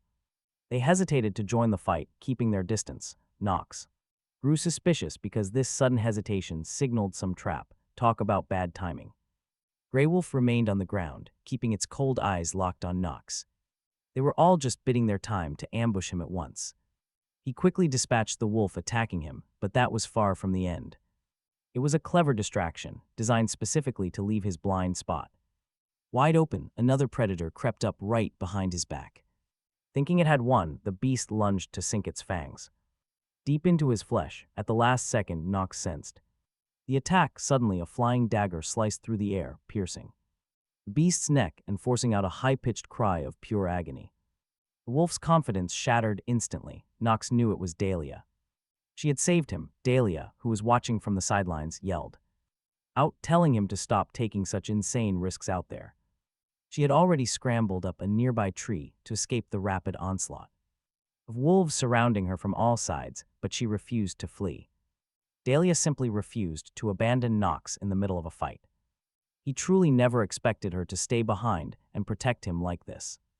He remembered her completely differently. She stayed hidden in the branches, but she still called out to check on Knox. She was genuinely worried about his safety. Her eyes scanned him frantically, searching for any hidden wounds. Unable to shake her panic until she knew for sure, he couldn't even answer. Because he was stunned, she actually cared, but Knox couldn't stay distracted for long. A sudden low growl nearby snapped him right back. He dodged the incoming threat just in time, instantly slashing down the wolves attempting to ambush him. Honestly, things were getting incredibly desperate for our hero, as strength was rapidly draining from his body. Even so, he hid his exhaustion, because this was no time to show weakness. Dahlia let out a breath of pure relief when he assured her that he was fine, but Knox hated himself for looking so incredibly pathetic. To make matters worse, a brutal recoil was starting to take its toll, making his own trembling hands completely refuse to obey him. Panic started to set in because that dangerous elite wolf was still out there. Sensing that his prey was starting to weaken, the beast decided to strike. It lunged forward to join the battle itself. Knox realized there was no retreat, telling himself the real fun was just starting. Yet the giant beast kept its distance, refusing to rush the attack. Its cold eyes tracked his every single breath, waiting for the perfect opening.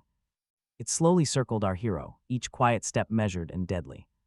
Knox stood his ground, waiting to see what the predator would do next. Talk about a high-stakes standoff. Neither side was willing to blink first. Coiled muscles and a piercing gaze showed the beast was ready to explode. It was primed to react instantly to his absolute slightest twitch. Finally, the elite wolf made its move and sprang forward.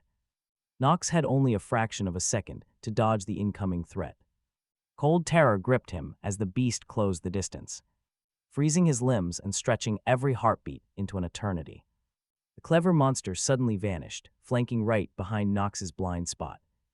Confused, Knox could only look around as the beast melted into the dark. A brief moment passed before he realized exactly what the beast wanted. And just like that, the beast strikes. Knox was already way too late. He braced his entire body, focusing everything on simply surviving the devastating impact. Within a breath, razor-sharp claws tore straight into his unprotected arm. Dahlia gasped in terror as she watched the horrific sight unfold. She was absolutely terrified for her partner's survival in this nightmare. Meanwhile, the elite gray wolf slipped right back into the shadows. Knox was left standing in the quiet clearing, furious at his own helplessness. He stood frozen in the clearing, completely furious at his own helplessness. Why was a monster rated at only 2.5 stars this strong? Knox scanned the dark forest with frantic eyes, searching desperately for where his opponent was hiding. This elite gray wolf was proving to be a true monster. It was vastly stronger and far more cunning than it ever was in the game. He was left completely stunned that a simple hunt had turned this deadly. Things had spun entirely out of his control. Actually, he should have seen this coming. From the clever way, the wolf commanded its pack, but nobody expected this cunning opponent. To weaponize the terrain, right then, the gray wolf lunged for another lethal strike. Trying to blindside him from a completely different angle, that was when he realized. He desperately needed to tighten his guard, but while the wolf was still at some distance, he decided to preemptively strike one of its weak spots, but this beast was incredibly sharp, swiftly dodging his strike with a sudden leap. The young warrior was left in complete shock when his blade sliced through nothing but empty air. In response, the gray wolf bared its razor-sharp fangs, instantly ready to counter. It prepared to strike Knox down, snapping open its massive, drooling jaws. The beast lunged as if it had anticipated his every movement and was poised to exploit his smallest error. He immediately realized the vicious predator was just baiting him to overextend with a wild swing. Still, Knox refused to break so easily. Gritting his teeth, he braced himself for the impact. But out of nowhere, massive recoil kicked in, sending his body into agony. The timing could not have been worse. Meanwhile, the wolf was closing in. There was nowhere left to run, leaving Knox completely cornered by the beast. He bitterly accepted his fatal mistake. He had screwed up, getting way too arrogant simply because he thought he knew this world like some familiar video game. Facing actual life-threatening danger, his mind went blank. He froze up entirely. What a naive fool he had been, thinking he could easily conquer this world. Knox braced himself for the end. Death was staring him right in the face. But then a sharp, agonizing whimper cut through the air, opening his eyes. He saw a dagger buried deep inside the wolf's eye. The beast groaned in sheer disbelief. Knox realized that in this chaotic battle, his enemy was just as vulnerable as he was, opening up a perfect, golden opportunity. But here is the wild part. Knox was not the one who seized that moment. Even so, he did not waste a single second of this miracle. Keeping his cool, he gripped his blade tightly to stop the wolf from recovering, pouring every ounce of his power into one final, desperate lunge. He charged forward, with every muscle screaming and his heart hammering wildly in his chest. He struck, and against all odds, he finally landed the decisive blow. The elite gray wolf let out a deafening howl of absolute agony. But there was no escaping his fate. Its massive frame began to shudder as the last remnants of its life drained away, leaving only despair. Moments later, the giant beast collapsed onto the cold dirt, completely lifeless. The heavy silence that followed brought a profound sense of hard-won victory. Exhausted, Knox finally let Pavlov slip from his hands, dropping it to the floor. His entire body was trembling violently from the sheer physical strain. He gasped heavily, struggling to steady his ragged breathing. Seeing his condition, Dahlia grew incredibly anxious for her partner, but then she noticed something else. The remaining pack members had stopped their assault, seeing their dead leader. The beast scattered into the shadows, fleeing in absolute terror, with the danger gone. Dahlia safely scrambled down from the tree to check on Knox. Rushing to his side as fast as she could, she frantically asked if he was okay. Wiping the blood from his lips, Knox actually wants to thank his partner for saving his life, but stops mid-sentence. He suddenly realizes something. He almost thanked his future killer. Dahlia, meanwhile, is struggling. All this time, Dahlia has been struggling to hold back her tears. In the end, Knox simply tells her she should not have stepped in. Meanwhile, Dahlia notices that Knox is actually severely injured. He clearly lied earlier when he claimed everything was perfectly fine. The young man quickly tells her not to worry about any of it. He calls it a minor scratch, but Dahlia is not buying it. Still, she is just relieved his luck held before things got worse. But she has no idea a spider has crawled onto her shoulder. Its tiny legs creep along her skin, waiting to terrify her. But she cannot hold it in anymore, and pure panic takes over. Knox reacts instantly to her scream, expecting new monsters. Meanwhile, Dahlia is completely blinded by fear and cannot see anything. She grabs onto Knox, clinging to her partner with all her strength. He realizes she is terrified, but cannot see the reason. He cannot see the real reason. After calming down, Dahlia explains, with a trembling voice, that she saw a spider, her hands nervously clutching the edges of her clothes as her eyes frantically scan for threats. She slowly looks back toward the place where she saw her dread. To her, that harmless spider looks like an absolute demon. Knox just chuckles, amused that the great heroine fears a little bug. He playfully wonders why Dahlia even followed him into this dark forest. If she is going to freeze up over something as tiny as spiders, She tries to reassure herself, but she still cannot shake the fear. They are still just too creepy for her to handle. Our main character winks and playfully notes that she would make a pretty terrible knight if she is this easily scared. It takes Dahlia a second to process this, blushing bright red. Meanwhile, Knox is just glad that he is finally free. But he suddenly coughs again as the painful recoil hits him hard. Sensing his pain, Dahlia instantly grows very worried about him again. She asks one more time if her companion is truly okay. Knox keeps acting tough, even though it is a total lie. Truth is, Knox knows Dahlia really outdid herself this time around. He is only breathing right now because of her incredibly timely help. But before he can speak, she suddenly screams. Even so, he is deeply grateful to his partner for her help. Knox realizes that now all they need to do is escape this forest. All the other trials are already cleared, so they are done. Just then, the ring they need appears near the fallen Greywolf's paw. The team spends the entire night in the forest until dawn finally breaks.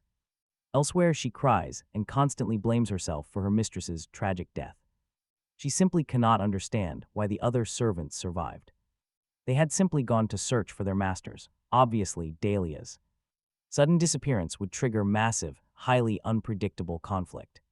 Deep suspicion and highly unpredictable consequences for everyone involved. Rudolf Elnar also knew rumors of Reinhafer's sheer incompetence. Seemed completely inevitable now. Right then, an anxious servant loudly called out to the family butler, pointing urgently toward a strange phenomenon right before their eyes. The whole group watched as the thick fog enveloping the forest finally began to clear, revealing the faint, dark outlines of trees and paths. The dangerous way lay fully open now. All eyes now turned hopefully toward the changing forest of Mia. Emma immediately began to put the pieces together as brilliant magical energy flared all around them.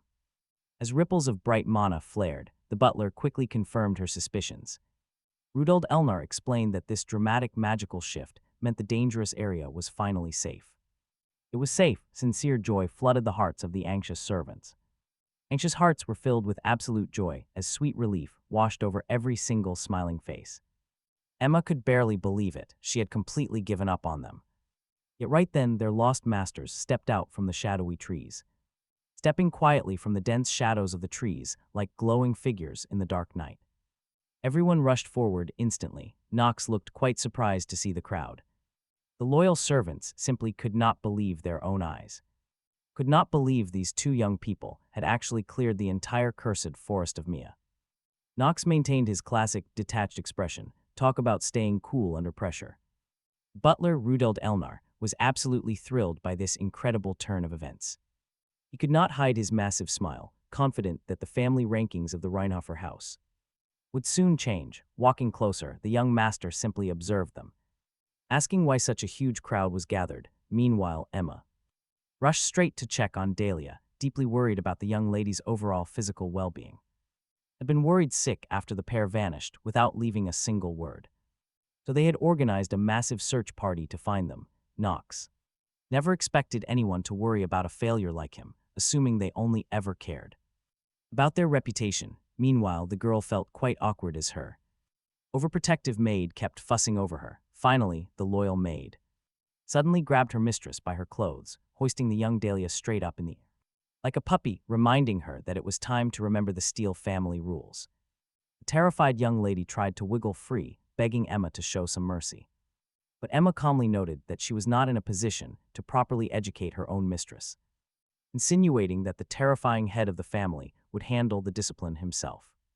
Watching this wild exchange, Knox realized his own maid was not the only one who possessed such wildly unique abilities. Emma then turned to thank the young master for bringing her precious lady back entirely safe and sound. Dahlia also apologized once more to Knox for recklessly following him into the dangerous forest.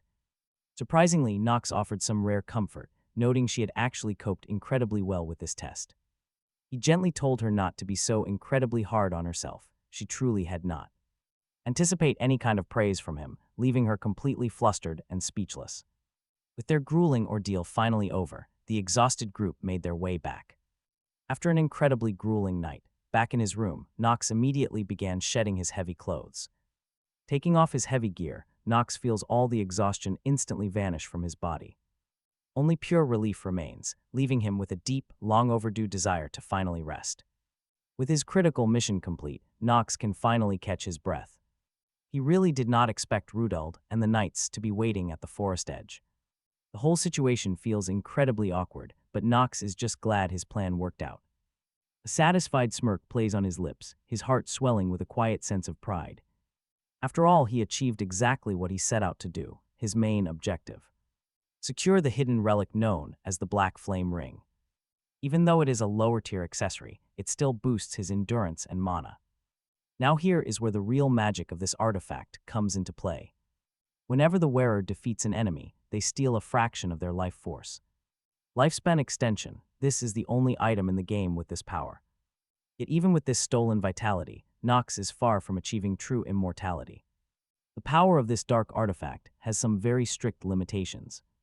He can only drain a tiny amount of life force at a time, which is not enough. It cannot cure his terminal illness, but it will help him buy some precious time. Knox knows that even a tiny extension is far better than just waiting around to die. Waiting around for death, no way, he wants to fight. Sliding the ring onto his finger, he feels a sudden surge of strength and mana. This sudden boost is a welcome surprise. He then turns to call his maid. Knowing Rona has been lurking nearby, Knox demands that she show herself. She steps out of the shadows, utterly shocked that he located her so easily. She wonders if her young master can somehow see right through solid walls. Knox keeps his secrets close, simply teasing her that anything is possible. Rona blushes instantly, suddenly worried he might use that power to spy on girls. Annoyed by her ridiculous wild imagination, Knox instantly scowls at her. He gives her a light chop on the head, but she quickly complains. Rubbing her head, Rona whines that his light taps actually hurt quite a bit. Ignoring her nonsense, Knox challenges her to another round of arm wrestling. Rona is surprised by the sudden rematch, but she is not about to back down. She boldly demands a nice salary raise if she manages to defeat him again. Knox accepts without hesitation, counteroffering that a loss will mean a major pay cut. Rona confidently counts down to 3, but Knox just smiles knowingly. Just look at that smug grin, he knows this match is already over. One split second, Knox slams her hand down and wins. Rona stares in complete shock, unable to process her very first defeat. A 20% pay cut, reality hits her hard. She immediately panics, begging her master to think about his noble reputation. Taking a poor maid's hard-earned money is a terrible look, but Knox shrugs it off. He does not care about gossip, especially since his public image is already ruined. Rumors already say it, he is the family disgrace. With a reputation that low, worrying about public opinion is completely pointless. Suddenly a wave of intense pain hits, and Knox stumbles forward.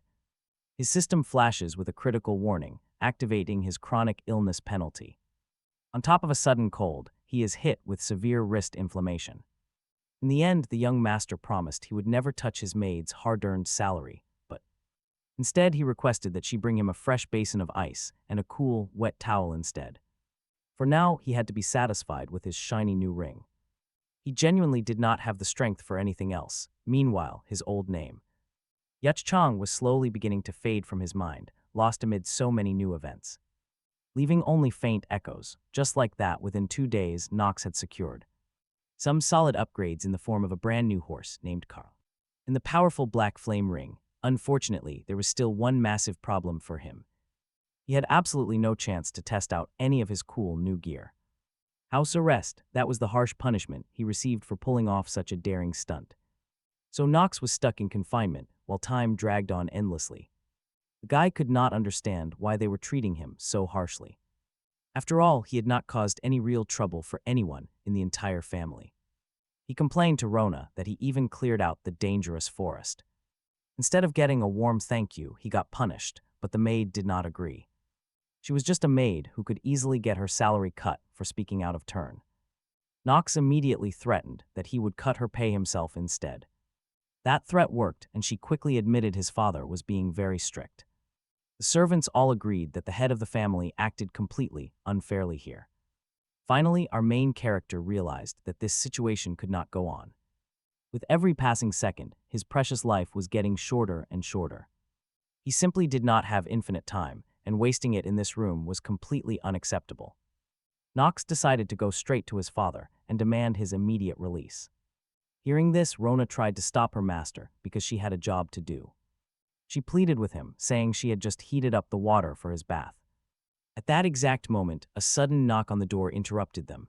It was the butler. The old man announced that the head of the family was summoning Knox. Knox did not expect everything to happen quite this fast, making him tense up a bit.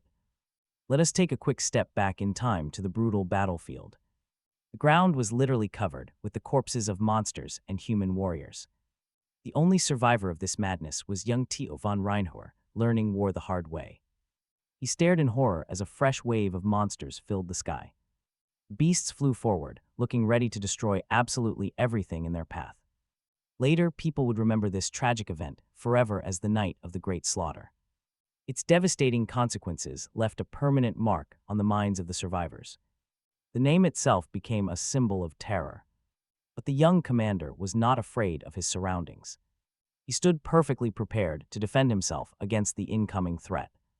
He quickly concentrated the swirling dark energy around his blade to boost his combat skills significantly. In just a few moments, he made several sharp strikes, destroying his opponents. Years later, an old man would recall these brutal events with a strange, eerie calmness. Before his eyes, he could still clearly see the clashing armies. A massive force of demons fighting desperate humans in a bid for survival. Even in his memories, the scene felt like a terrifying nightmare brought back to life. Every single second was filled with inescapable horror. It was inevitable, leaving only a freezing trail behind, then darkness. A sudden pitch-black shroud erupted, completely swallowing his entire vision. This was the despotic blade of darkness, their ancient family treasure. The weapon would eventually pass to one of Theo's sons, but there was a catch. The patriarch could not simply give it to any talented child. He needed the best. But more importantly, whoever claimed the sword had to kill his own father. Just then, a knock from the butler interrupted his dark train of thought. The butler announced that his younger son was arriving, making Theo quite angry.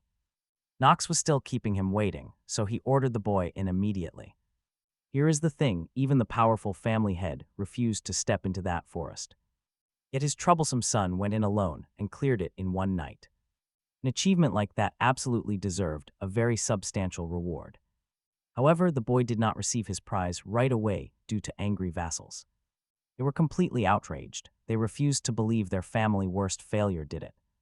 The elders demanded absolute proof of the clearing, along with a full investigation. As the lord of the house, Theo could not ignore their loud protests. An inquiry was necessary. Right on cue, the young noble stepped inside.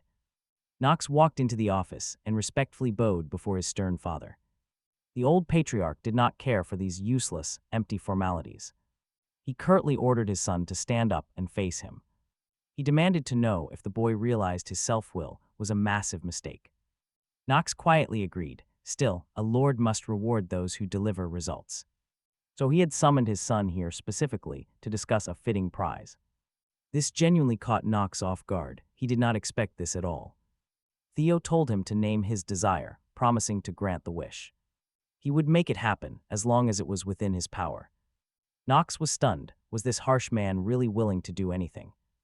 In all his memories of the prophetic dream, this man never gave rewards. Even after spending so much time there, this was entirely new. In reality, Theo was known to be extremely harsh and stingy. Right now, Knox felt like a sniper was aiming directly at his back. The young man asked again if his father would truly grant his request. The patriarch paused, his heavy gaze locking onto his son. He carefully weighed his next words, letting the silence stretch between them. Finally, he confirmed that Knox could have absolutely anything he wanted. He gave his word as the head of the Reinhafer family. He even swore on the glorious history of their legendary blade of darkness. Our hero was surprised. He did not expect things to get this serious. But he could tell his father was definitely not joking around. Meanwhile, Theo warned him that asking for something trivial would look foolish. Knox understood perfectly. He asked for some time to make his choice. The head of the family understood the importance of this decision. So he agreed and then announced that his house arrest was officially lifted. He truly hoped Knox would not cause any more massive trouble. He wanted his son to stay quiet and avoid another disaster.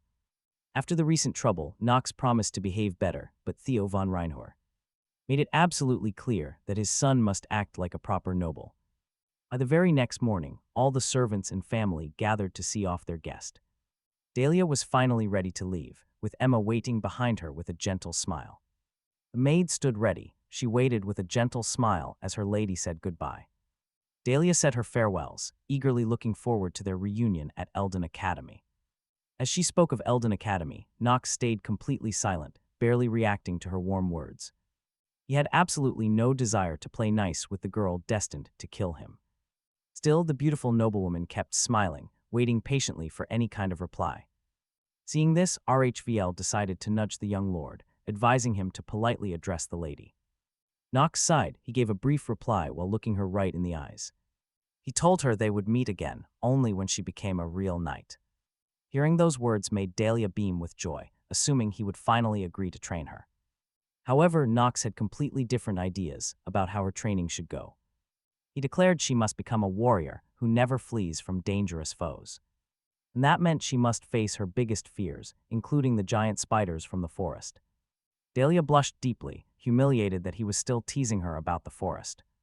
No more teasing. She decided it was time to teach him a lesson.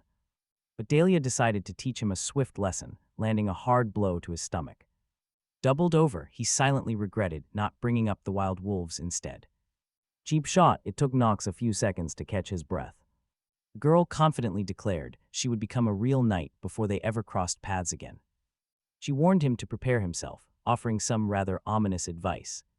Telling him to guard his neck made Knox wonder if she wanted to execute him. To break the tension, Emma stepped in and thanked the entire Reinhafer family for their hospitality. She gave special thanks to young Master Knox, leaving him utterly confused. The maid explained that his efforts in the forest had not gone unnoticed.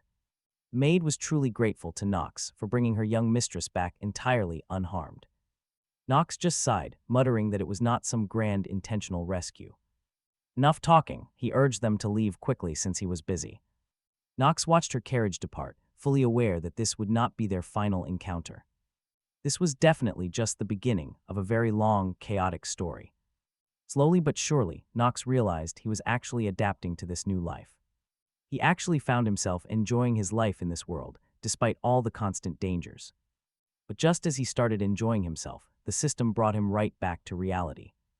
A prompt appeared, reminding Knox he only had 146 days to live. Time was ticking. Knox knew he had no room to waste on slacking. 6 days flew by in an instant, and while getting dressed, Knox realized how fast time runs. When you are living on a strict deadline, the days pass by far too quickly. Still, progress was fast. His abilities were improving day by day. Yet he found some comfort in his rapid progress, defying his weak and cursed body. Looking outside, Knox realized his academy entrance ceremony was right around the corner. His maid Rona chimed in, noting there were only a few months left. Rona asked if he felt any anxiety about starting classes at the academy so soon. Knox silently wondered if she was just excited to finally pack him off. But that wasn't what she meant at all. Tears welling up, the emotional maid began to sob, claiming she would miss Knox terribly. Our protagonist immediately noticed her terrible overacting, realizing she was probably just worried about her salary. Regardless, he had no time to worry about her because he had to boost his stats within the next 2 months. Otherwise, it would be nearly impossible to survive inside the academy walls. It was clear that the Empire's elite institution only accepted the absolute strongest students. So our Dark Knight still had to find a way to survive among them and enter the main plot as the villain, Knox Reinhafer. Frankly, he was starting to feel pretty anxious because the odds stacked against him looked incredibly steep. Rona then piped up, asking if the young master knew he was going to get a brand new maid. This piece of news caught him completely off guard and he immediately started analyzing the situation. Right then, the butler Rudfeld stepped inside and offered Knox a polite morning greeting. Knox quickly demanded to know what was happening and Rudfeld explained that a new personal maid had been dispatched to Eldane Academy. The newly appointed girl stepped forward, calling the assignment an absolute honor, and introduced herself as Zitri. Knox hadn't expected things to move quite this fast, but he swiftly composed his expression and offered a polite introduction in return. Without losing a single second, he decided to immediately scan her hidden stats using his system. Instantly, Knox saw that his new maid had unreal traits like service genius and loyalty to her master, yet behind that loyal facade lay a dangerous double-crossing spy, a blackmailer, and a total liar. Worse still, her active loyalty stat was currently pointing directly to her true master, who happened to be Theo Reinhafer. Meanwhile, Zitri offered a polite smile, promising to serve her new young master with absolute devotion. In this game, Theo Reinhafer was known as a major antagonist and one of the most powerful figures around. Seriously, if you wonder how he got here, the ultimate answer goes far beyond his already terrifying, legendary skill with a sword. Instead, the real reason Theo Reinhafer secured leadership of the clan was his absolute paranoia and deep distrust of everyone around him. That's exactly why he planted his personal spy to gather detailed intel on his seemingly worthless younger son. This girl was completely bound to the head of the family, meaning she would never question his orders. It turns out her own family had pushed Zitri aside, stripping her of any inheritance rights. So Theo promised Zitri massive backing if she succeeded. Back in the present, she began to swear her absolute loyalty to Knox, but the patriarch cut her off. Mid-sentence, Zitri was instantly confused, unable to comprehend what Theo Reinhafer actually wanted from her. The cold patriarch merely stared with a heavy gaze, making his silent warning perfectly clear. Seeing that terrifying look, the maid instantly realized she had made a fatal slip-up. She realized her words were a blunder, quickly swearing to keep a vigilant eye on Knox and report even his most minor, insignificant daily movements. When Zitri finally stepped out of Theo's office, it took her several minutes to recover. In her trembling mind, she kept repeating that she could never forget who she actually served. Honestly, Zitri was completely terrified, knowing that her end was near. She quickly pulled a hidden pendant from her clothes. Inside was a secret keepsake. She stared quietly at the photo of her parents. Looking at their faces, she swore she would never hesitate again. Night fell. Knox lay wide awake, unable to stop his racing thoughts. He simply could not shake the fact that a genuine spy was watching him. This meant his father was deeply suspicious, hunting for any slip-up. He wanted absolute proof that his son was still the same Knox. Honestly, this was not shocking, since possession was pretty common in this world. In the original story, Knox was destined to be possessed by a demon. Specifically, the top-ranking demon named Baal. Knox believed he could handle it. Everything would be fine if his father stayed in the dark, but there was more. He realized that Chitri could end up posing a pretty massive threat. Sure, she was a minor maid, but her hidden potential was insane. She was supposed to become the next head of the Louvier family. Then tragedy struck. Her parents were brutally murdered by her own uncle. That horrific act completely ruined all her plans and shattered her future. Chitri lost everything. Her life predictably spiraled down a tragic path. She ended up working as a maid for the Reinhafers, secretly planning her escape. She acts cheerful on the outside, but inside she is incredibly bitter. Knox only recalled what happened to her before the main story began. Back then, she was constantly teetering on the edge of complete self-destruction. Because of that dark state of mind, her fate ended in tragedy. Knox kept wondering, should he step in and change her tragic destiny? He was not entirely sure if messing with the original canon was right. Messing with canon was risky, but this was his one chance to act. He could save a life destined for a brutal, early end. Still, Knox was highly conflicted about whether changing things was truly right. By next morning, he chose to act instead of wasting any time. He called both maids to his room to make a sudden announcement. Knox bluntly told them that starting today, they would hunt monsters daily. He planned to hunt in the forest and needed them as escorts. Hearing this, Rona froze in terror. Facing monsters was her worst nightmare. The thought of facing deadly beasts made her blood run cold. Chitri looked calm. She simply nodded, calmly accepting the master's command without a single complaint. Her voice was steady, like she had faced deadly danger many times before. Rona grabbed her arm in tears, begging her not to agree so easily. She cried that they should not blindly follow such a suicidal order. Knox knew perfectly well that any normal maid would be absolutely paralyzed. I mean, demanding servants to hunt monsters with you is completely unhinged. Yet Chitri accepted instantly, even though her hands were quietly trembling. Knox decided to offer Rona some quick motivation to help her get through. He told her to pull herself together. Slackers would not be tolerated. He was not about to let his personal maids sit around all day. He brought up her reputation, noting her salary was in his hands. Left with absolutely no choice, poor Rona could only accept her grim fate. Left with no other option, she tearfully asked what she should pack. No choice. Knox silently celebrated. His carefully placed threats had worked perfectly on the poor girl. Suddenly, Chetri stepped forward, interrupting them completely. She asked if she should let Roosevelt know about their sudden outing. Honestly, Knox had zero worries about this new maid, none at all. Bigger problems demanded his attention. His time was running out, fast. Every passing second felt like an eternity as he fought to survive. The pressure was immense. Soon after, they finalized their hunting preparations. Mounting their horses, they rode deep into the shadow of the dense forest. Each movement was perfectly in sync, yet the air felt heavy with tension. Back at the estate, Knox von Reinhafer watched them leave from his study. The cold head of the family kept a sharp, watchful eye on his youngest son. Zero trust, but watch closely, because the grind is about to pay off. Deep in the woods, his daily combat training was already showing incredible results.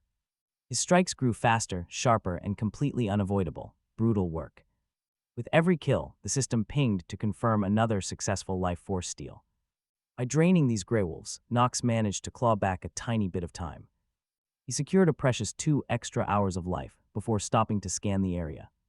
Scanning the area, he wanted to see if any beasts still remained. Gaining 2 hours per wolf was a solid return, but he needed more. Chetri noticed his heavy breathing and realized he had been hunting for an hour. She softly asked if he needed to rest. Knox suddenly snapped back to reality. Only then did he remember the constant surveillance, leaving him thoroughly frustrated. Hunting without his top genius skill was slow, painfully slow. Worse, he was barely breaking even on the time spent chasing these monsters. Dreaming of perfect balance was foolish. This current rate was completely unacceptable. He could not physically spend 24 hours a day hunting beasts. His biggest threat was the rapidly dwindling population of wild monsters in these woods. Days of relentless, non-stop hunting had cleared them out. His survival plan was failing. Knox sighed heavily. The severe lack of prey was a real disaster. Sherry blinked, praying her master was just joking about wanting more monsters. Anyone else overhearing him would think the young master had lost his mind. Knox ignored his maid's concerns and quietly swept his gaze across the area. The sun was dipping below the horizon, bathing the trees in deep orange. Staying out past dark was suicide. Knox reluctantly decided to call it. There was nothing more to harvest today, so they headed back home. Chetri immediately offered to prepare a hot, relaxing bath for him. She proudly claimed to know the absolute perfect temperature for soothing sore muscles. Her elite skill did not surprise Knox. He knew what she was capable of. After all, he knew she possessed the legendary genius of service skill. He gladly accepted. A warm bath before dinner was exactly what he needed. Seeing this, Rona felt a sudden, sharp prick of jealousy toward Chetri.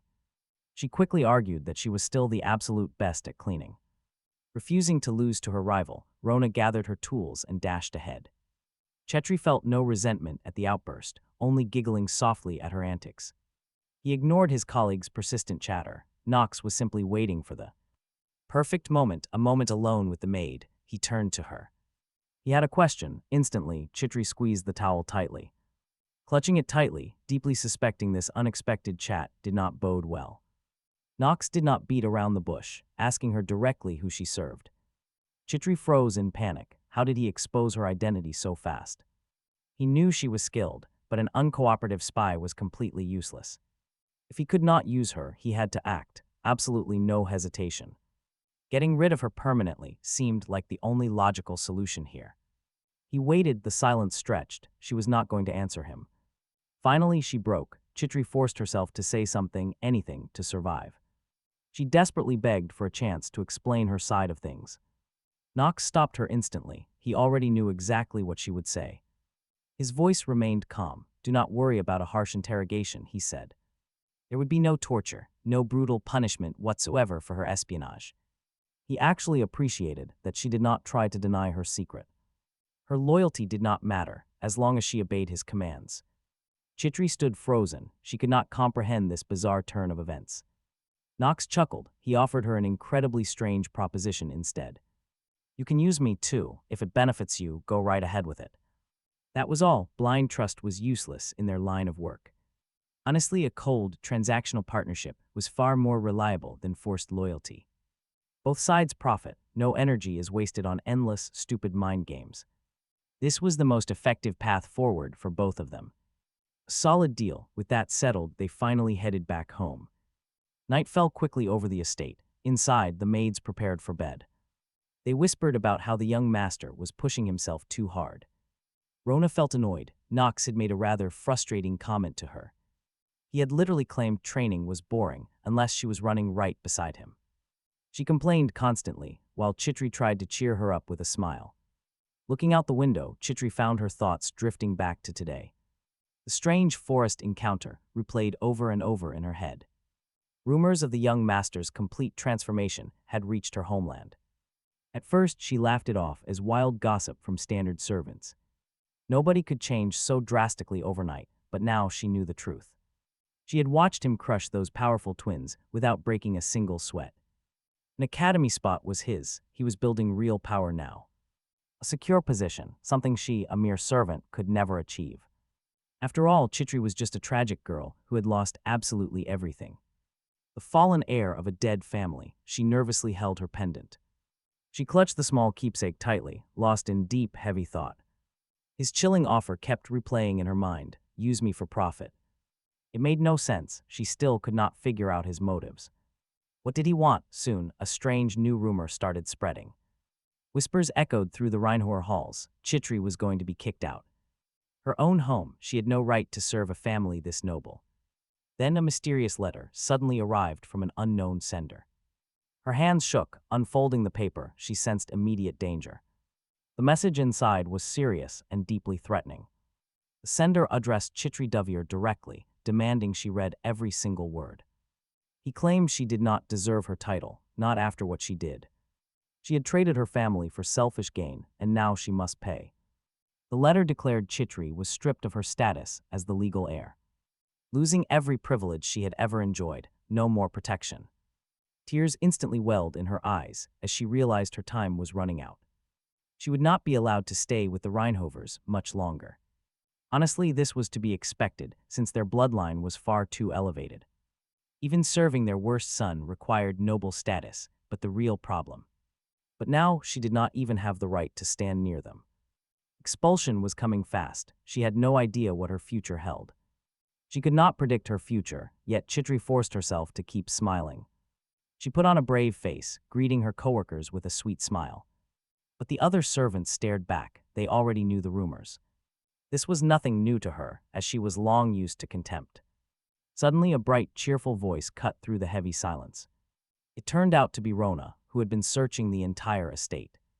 She ran up, begging her friend to hurry up and follow her quickly. Chitri was completely stunned, assuming the maid had not heard the rumors yet. Before she could speak, the frantic girl grabbed her hand to drag her. As they ran, Chitri wondered if Rona truly wanted to help her out. Perhaps she really did see her as a genuine friend in this place. Even so, associating with her was highly reckless in everyone else's eyes. Chitri felt that she, Rona, and Mr. Knox were acting foolishly. Their moves were hasty and incredibly risky. Honestly, this can only end in disaster. Meanwhile, the young master suspected Chitri was not the only target. He figured Theo had received an identical threat, pulling them into a trap. The crimes pinned on the maid's father were clearly a setup. Beyond that, he knew they were in a perfect position to help her. He just did not know how this butterfly effect would change his own future. He could not predict how changing her destiny would affect his own path tomorrow. The next day, the young master headed back into the forest to hunt wolves. Chitri and Rona watched from afar, shuddering at his sheer brutality. Today, the young master seemed colder, striking with relentless fury. Even Rona noticed his usual mercy was completely gone, raising her concern. She quietly worried, trying to decipher his sudden, dark shift in mood. Chitri, however, was less concerned and simply watched her companions silently from afar. Truthfully, Chitri was too exhausted by her own troubles to care. The constant threats back at the mansion had her completely on edge. Meanwhile, the young master ignored his helpers entirely, focusing on the hunt. He kept tearing through the beasts, letting his blade do the talking.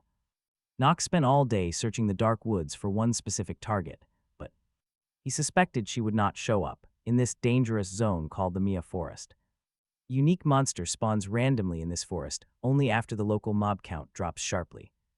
Our hero had been waiting forever for this exact trigger to happen. Defeating this boss would skyrocket his power, but things were looking pretty bleak for him today. Just as he was about to pack up, a sudden chill hit. Instincts flared instantly as a dark presence materialized right out of thin air.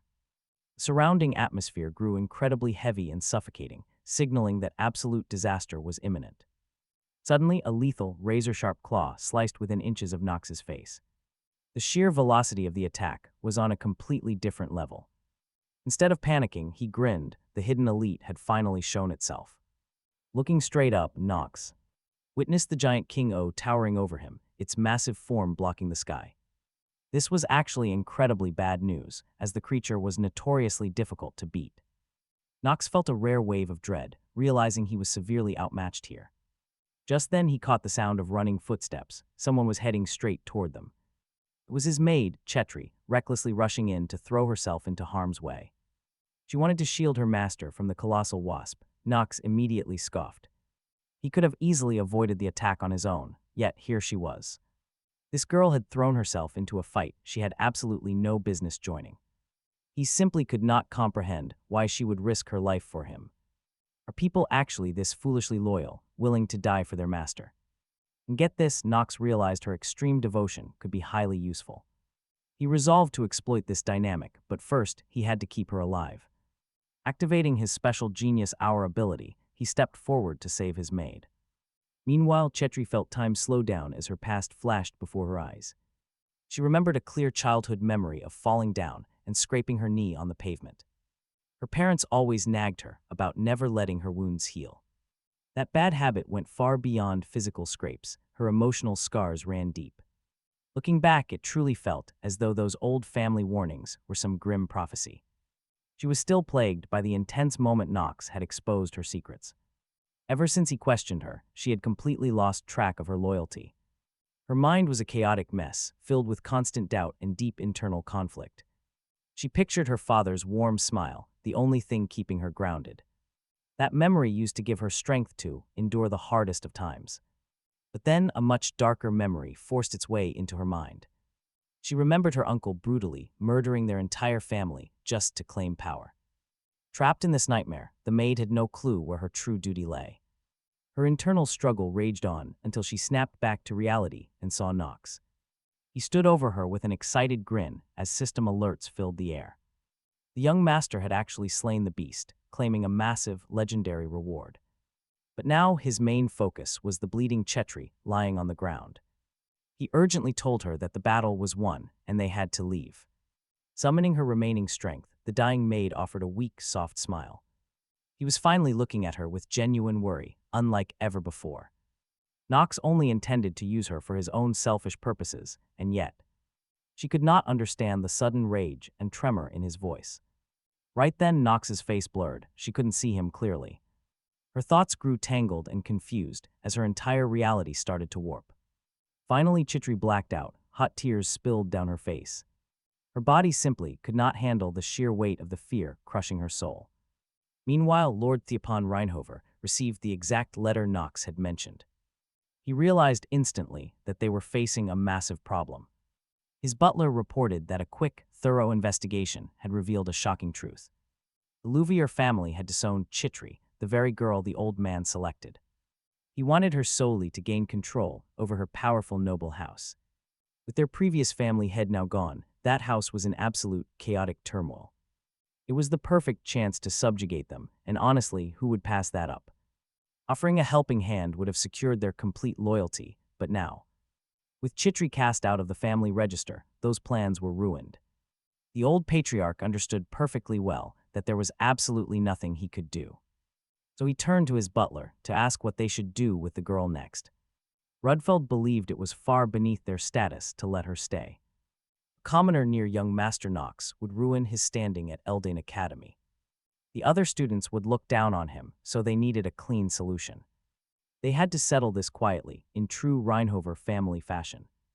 Right then, a servant burst into the office without even knocking. This insolence angered the butler immensely, but the young messenger was trembling with panic. He gasped out that Master Knox had returned from Mia Forest with a dying maid.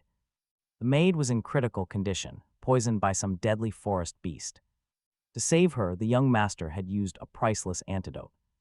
He did it without permission, making this an extremely urgent matter to report. Rudfeld could not believe Knox had actually done this. He used their sacred Mander cleansing potion, and it was no rumor. Butler sighed heavily, mourning the loss of such an expensive medicine. Talk about a painful loss. Meanwhile, the family head had other things to worry about.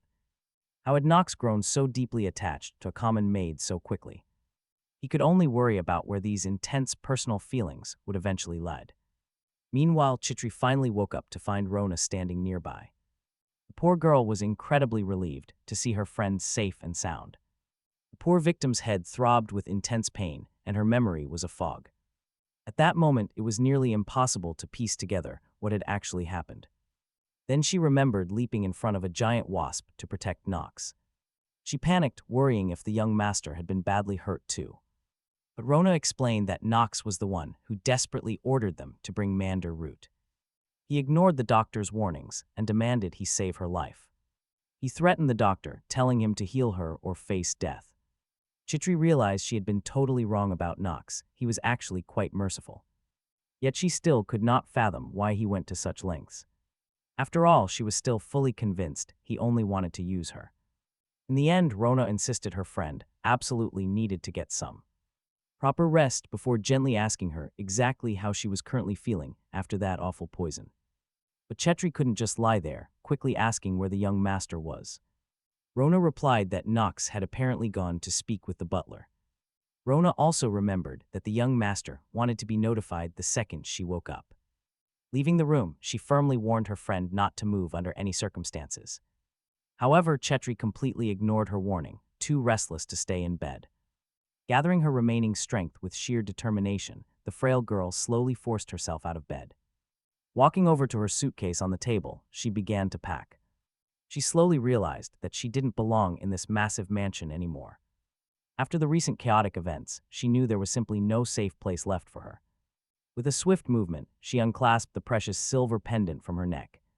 Opening her small jewelry box, she pulled out a worn family photograph. Leaving her precious necklace on the table, she penned a heartfelt farewell letter directly to Knox. She explained that she wanted to repay him for saving her life.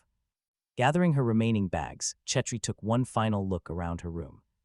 Stepping out into the cold hallway, she was suddenly startled by a stern voice behind her. The sharp voice demanded to know exactly where the young maid was going. It was Knox, who had come to check on her after she regained consciousness. Terrified and incredibly nervous, the poor maid stood completely frozen, unable to find any suitable words. Because of her silence, the young master had to repeat his question again. But wait, let's flash back to when Knox brought the poisoned maid to the doctor. He was furious that the doctor only cared about the medicine costs. Saving a dying life was not his concern. Terrified of defying the butler, the doctor stood trembling with fear. Without permission from the butler, his hands were completely tied. He argued that without direct clearance, he had absolutely no legal right to use the medicine. It was absurd because Chetri was literally dying right before their eyes. Knox coldly asked if the doctor believed the butler outranked his master. The physician sweated profusely, never expecting to find himself trapped in such a highly dangerous situation. Knox promised to handle the butler himself, ordering him to act. The young master's authority was absolute, leaving the doctor with no choice. Fearing the young master's immediate wrath, the doctor finally reached for the restricted bottle of medicine. Rona watched anxiously, quickly asking if her friend would really survive. The doctor confirmed that the deadly poison was successfully neutralized. A massive wave of relief washed over Rona, lifting an incredibly heavy weight from her shoulders. Holding back her tears, she softly asked how Knox was currently feeling. Before turning to leave, Knox gave Rona one final instruction. He firmly instructed his assistant to notify him the very second Chetri finally opened her eyes. Next, the young master headed straight to his father's private quarters. The powerful family patriarch was highly surprised by this completely unannounced visit. Knowing his son's stubborn character, the father easily guessed this visit was purely about the maid. Knox knew he absolutely couldn't succeed without using his system abilities. Activating his master of acting skill, Knox prepared to deliver a flawless, incredibly high-stakes performance. He began his plea with a serious face, while his father listened closely. Attentively, totally caught off guard by such directness, the young master reminded him that his father had previously promised to grant his every request. His father remembered that promise perfectly, so Knox declared he wanted Chitri Delir to stay with him despite her exile from the family. The old man immediately fell into deep thought, staring blankly into the distance, his face reflecting the heavy choice ahead. Knox, on the other hand, knew the butterfly effect was coming, threatening to disrupt his entire plan. In fact, Knox did not even care that Chitri was a spy for his father. Seeing her throw herself in front of him to shield him today was enough. That action told him everything. Knox got the answer to his burning question when the girl simply stayed silent. Her actions spoke louder than words, making everything crystal clear. The young man looked incredibly serious, prepared to go to any lengths to get what he wanted. Meanwhile, Reinhafer finally agreed to grant the request, since his son insisted so much. Knox was finally able to stand up, but he did not rush to leave. Pausing at the door, suddenly, Knox announced that his unworthy self had one more thing to say. The head of the family listened closely and motioned for him to continue, but something was seriously off here. The effectiveness of Knox's acting skill was dropping fast due to his anger. His tone changed completely as he dropped the act, looking cold and sharp. He sternly warned his father to stop playing with his people. Reinhafer was stunned by this sudden insolence, not expecting such sheer defiance. Knox then headed straight for Chitri, who was packing her bags to flee. Seeing him approach, the girl began to tremble with pure terror, stammering that she had to leave because she did not belong here anymore. Before saying goodbye, she softly thanked him for all his patience, knowing how incredibly hard it must have been to endure those brutal days.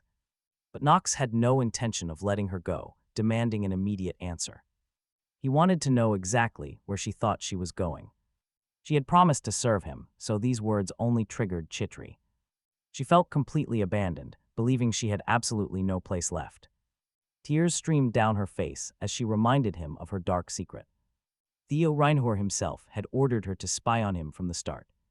And honestly, who could blame her? She had no idea why he wanted her. Then Chitri completely broke down, screaming her lungs out in the hallway. She called herself a traitor, believing her exile was the only fair outcome. Now Knox was finally seeing the real Chitri behind that perfect maid mask. She finally seemed like a real, breathing person rather than a cold spy. For the first time, she had a real future where she could fight. Knox pointed out that in this world, absolutely everyone lies and cheats. But the maid still believed her betrayal was far too heavy to forgive. Knox understood her guilt perfectly, realizing the consequences of her actions. He understood the gravity of the situation and the consequences ahead. That is why he declared she could not simply walk away scot-free. She had to pay for her sins, and Chitri was about to find out how. She calmed down enough to ask what he meant. Knox finally explained things to her. She was staying. His tone left absolutely no room for debate or second thoughts. Everything had already been decided. He ordered Chitri to stay by his side. She was to assist him until she had fully paid back the debt for her betrayal. Chitri had honestly given up any hope of ever working as his maid again. Fresh tears spilled down Chitri's cheeks once more, hot and heavy. Her face twisted in a sharp mixture of pain and utter confusion. She finally resigned herself to her fate and accepted his decision. She had to obey her young master and do whatever he demanded of her. The maid swore she would stand by Knox's side until the very end. Her gaze was steady, ready to face any trials that lay ahead. Hearing her vow, Knox was finally able to breathe a sigh of relief. His plan had worked, and the heavy tension in his chest faded. Relieved, he listened as Chitri softly reminded him of his earlier question. He had asked her who she actually served, and he remembered well. With a small smile, the maid hinted that he already knew the answer. Knox knew exactly what she meant and offered a gentle smile. By the next day, Chitri was already meeting up with her friend. Her partner told her that the young master had pressured the doctor. Chitri giggled, turning the dramatic rescue into a series of jokes. Knox suddenly cut in, interrupting their little gossip session. He told her to stop talking about her master in his presence. She was frozen, shocked that Knox had overheard their entire conversation. Rona quickly shut her mouth, terrified of getting them both in trouble. She realized she was dangerously close to angering the young master now. Instead, she quickly asked Chitri if she was feeling any better yet. Chitri grabbed the laundry from her hands to make a quick escape. She wanted to avoid getting a harsh scolding from Knox. Knox did not even have time to react to her clever trick. He decided to remind Chitri about their upcoming trip in 2 months. They were heading to Eldon Academy, and she had already started preparing. She had already begun packing the essentials, books, notebooks, and medicine. There were clothes, her brand new travel uniform, and other supplies. Looking at her massive list, she wondered what else she could possibly need. Watching her, Knox noticed something different. Her fake smile was gone. She was no longer forcing herself to pretend to be happy. It felt much more comfortable to talk to her like this. No more bowing and scraping, or making empty small talk about the weather. Chitri seemed genuinely at peace now, her heavy burdens finally lifted. Knox felt certain that even if they were backed into a corner and forced to fight back to back, neither of them would ever betray the other. Just knowing that was enough to put his uneasy mind at rest. Knox knew their relationship had finally shifted into something real. This new beginning made him truly glad, signaling the end of conflict. No more lies, just the start of a much stronger bond. Communication gets a lot smoother, and finally, Chitri asks if he is doing okay. Turns out, she recently heard some pretty nasty rumors going around about him. Knox immediately tenses up, wondering if things just got even worse. He is worried his already trashy reputation has somehow hit rock bottom. Did the latest gossip completely ruin his standing? But wait. The blushing girl is actually talking about him, keeping Chitri close because he likes her. She explains that this is literally the entire rumor spreading around. Hearing this, Knox instantly calms down. He never expected to feel this relieved. But playing this villain still brings genuine embarrassment. After hearing her out, he looks at his assistant and sighs. He apologizes for dragging her clean name into his messy reputation. Chitri quickly waves it off, saying she only mentioned it because she was worried. She did not want Knox feeling bad about the gossip. To be honest, Knox does not really care about trash talk. He is used to people calling him a brainless disgrace to his family. The maid gets pretty confused, immediately trying to deny that it is that bad. Knox calmly warns her, "Tell me the truth, or you are fired on the spot." Cornered with no other choice, Chitri reluctantly admits those ugly rumors are real. Turns out, she also wanted to bring up rumors about his peculiar hobbies. Knox definitely did not see that weird rumor coming. Hearing this kind of gossip makes him feel way more awkward than before. He honestly thought his reputation was starting to turn around. Previously, everyone just saw him as a weak, useless nobody. But somehow, his public reputation is actually getting far worse. Now they label him a talented snake, a dangerous thorn in everyone's side. Still, Knox takes a second to process everything his maid just said. He decides it is best to keep a steady balance here. After all, his character is supposed to be the villain. He needs to stay bad enough to push the actual heroes forward. Honestly, it barely matters, since he is not even part of the original prophecy. He tells Chitri to just forget this talk and drop the subject entirely. Instead, he shifts focus and tells her he has a new job. Knox explains that she needs to start prepping for the elite academy. But more importantly, he needs to get ready for the entrance exam, too. The maid is curious and immediately asks what he has planned. See, Knox knows her special trait guarantees her total, absolute loyalty. So sharing his secret plans with her will not change a thing. Honestly, it is actually much better if she understands him more. That way, she will be able to execute his complex commands without any hesitation. So he casually drops a bomb. He wants to master magic beforehand. He needs her assistance with this, but Chitri is instantly left completely shocked. What he is suggesting right now is a direct violation of imperial law. Knox confidently stands his ground, making the girl admire his sheer boldness. For him, this is not an issue since everyone calls him trash anyway. Being strange is just his brand. This reaction only confirmed to the maid that the rumors were definitely getting under his skin, but at the same time she did not judge the young master, fully understanding that his hand was forced by circumstances, leaving her certain that Knox had his reasons. She agreed to start looking for suitable books. Knox was absolutely thrilled with this result.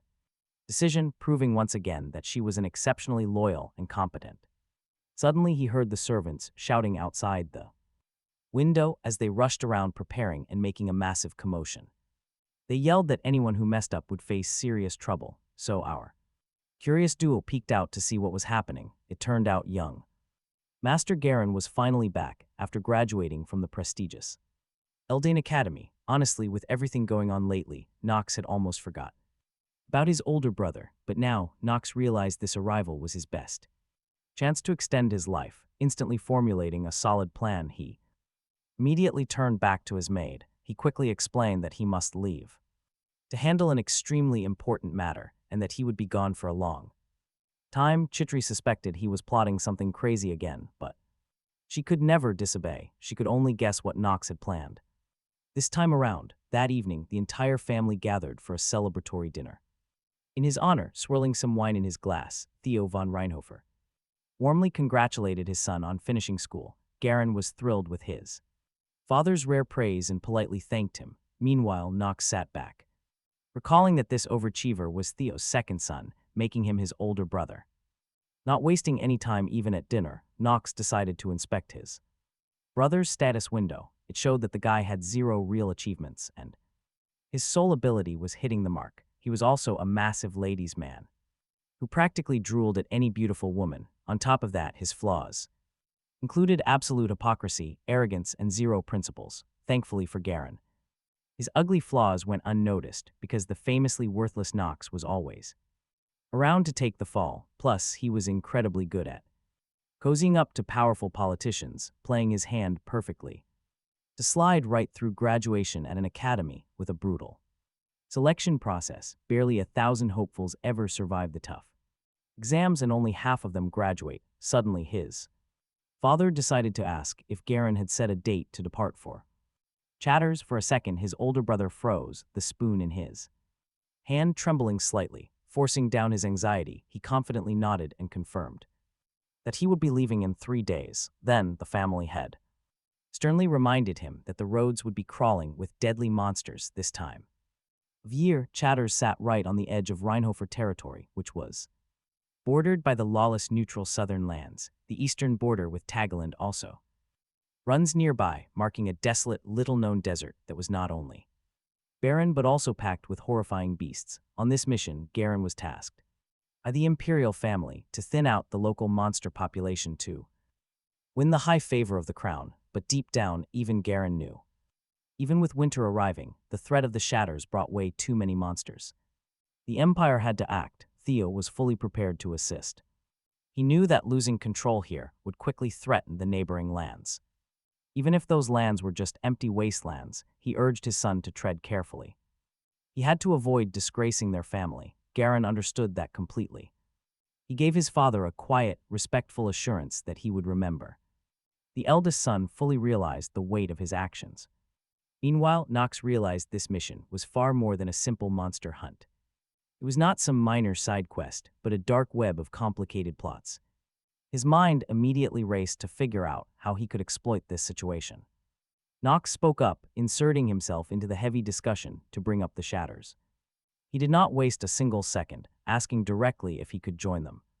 He knew he had to personally step into this dangerous conquest. Garen immediately frowned, completely baffled by his younger brother's words. He demanded to know what Knox was really trying to pull. His voice carried deep doubt as he searched for hidden motives. Garen simply assumed that Knox had absolutely no idea about the place. But Knox answered instantly, proving he knew the territory perfectly. He described it as a lawless, monster-infested neutral land. He calmly asked to be corrected if his facts were wrong. A heavy silence fell over the table before Garen broke the quiet. He admitted he had been hearing some very interesting rumors lately. He asked if Knox had truly cleared the forest of Mia. He was secretly using a powerful skill to probe his brother's mind. This skill let him pinpoint exactly what made his target anxious. As long as his target had lower stats, the probe succeeded almost instantly. This sneaky psychological trick had helped Garen climb high in politics. But Knox was no easy target and had a strong mind. His absolute mental fortitude completely shielded him from Garen's sneaky mind intrusion. Garen reluctantly accepted that Knox had achieved quite a lot lately. Even so, he refused to take an ungraduated student on this mission. He did not want to return home carrying his brother's corpse. Suddenly, their father cut in. Theo told his eldest son not to rush into a decision. Garen stared in shock, surprised that Theo was defending the youngest. The head of the family realized he had to ensure nothing tragic happened. Without letting anyone object, Theo made a final, unquestionable decision. Garen was ordered to take Knox along, and protests were useless. With a cold, stern voice, the patriarch made his command absolute. He then cast a surprisingly gentle look toward his confused son. The Lord promised the family would provide everything their team needed. He warned them they only had 3 days to prepare. With those final words, the powerful family head quietly walked out. This left Knox standing there, completely stunned by what happened. He simply could not believe his father had actually taken his side. Garen began to suspect that Theo von Reinhafer actually had something up his sleeve. Once they were alone with his brother, Garen decided to speak up and demand answers. Garen demanded to know what Knox wanted, clearly irritated. He honestly believed that his foolish younger brother had completely and utterly lost his mind. The older brother could not comprehend his sibling's foolishness. Knox did not seem any different from his usual brainless, arrogant self. Fed up with his ridiculous jokes, Garen grabbed him. Snatching Knox by the collar, Garen warned him to behave and watch his step. One rash move could lead to terrible consequences and ruin everything they had. Do not make a bad situation even worse. It would be a real shame if Knox got hurt before even setting foot in Chatters. But wait, a crashing glass of wine suddenly breaks the standoff. Knox immediately spun around to look. The maid, Chetri, was desperately trying to help her master out of trouble. She quickly bowed and apologized for accidentally spilling the drink on his clothes. Promising to wash it immediately, she urged him to change. Garen scowled, incredibly annoyed that their tense sibling conversation had been cut short so abruptly. He was far from finished speaking with his younger brother. Knox smoothly played along, offering his brother a brief, polite apology instead. He excused himself, casually explaining that he needed to deal with his clumsy maid right now. Chetri masterfully kept up the act, looking absolutely devastated by her mistake. They walked away together, leaving Garen completely baffled by the sudden turn. Knox paused before leaving. He bid him farewell, mentioning they would meet in 3 days for the trip. Meanwhile, Garen stood there, struggling to keep his raging emotions under control. Knox stepped into the quiet hallway. He immediately thanked Chetri for stepping in and helping him out. Knowing she had saved him from an annoying family scene, he accepted the teasing. She playfully noted that the young master had a natural talent for finding trouble. Her deep worries about his upcoming trip refused to fade. Chatters was a notoriously dangerous place, but Knox simply smiled to reassure her. He promised her he would be fine and told her not to lose sleep over it. Just as they reached his room, a loud, panicked cry echoed down the hall. And of course, someone was listening. Rona completely overheard their plans. She absolutely hated the idea of him going there. Knox frowned, wondering if his subordinate had forgotten who was in charge here. Though the news had spread incredibly fast, it changed nothing. He made it clear that the final decision was settled and could not be changed. Then Sherry stepped in, fully agreeing with her worried colleague. She argued that Chatters was far too dangerous, swarming with monsters and bandits. But that extreme danger was the exact reason why Knox had to make this trip. He quietly warned the girls that they would not be accompanying him this time. Since they were staying behind in safety, they had absolutely no reason to worry about anything. Chetri clearly disagreed, boldly cutting off his speech with a stubborn look. She declared with firm confidence that she would not let him go alone. She simply could not stand by and let that happen, to her being. Knox's personal maid meant staying by his side, protecting him through anything. Even in the deadliest corners of the world, Knox was stunned by her complete devotion, warning her that she could easily get killed out there. Chitri knew the risks, yet she did not hesitate for a second. She pointed out that Knox himself was in just as much danger. After all, Rona had already warned her about his fragile, sickly body. She honestly believed he would not survive a long journey without her help.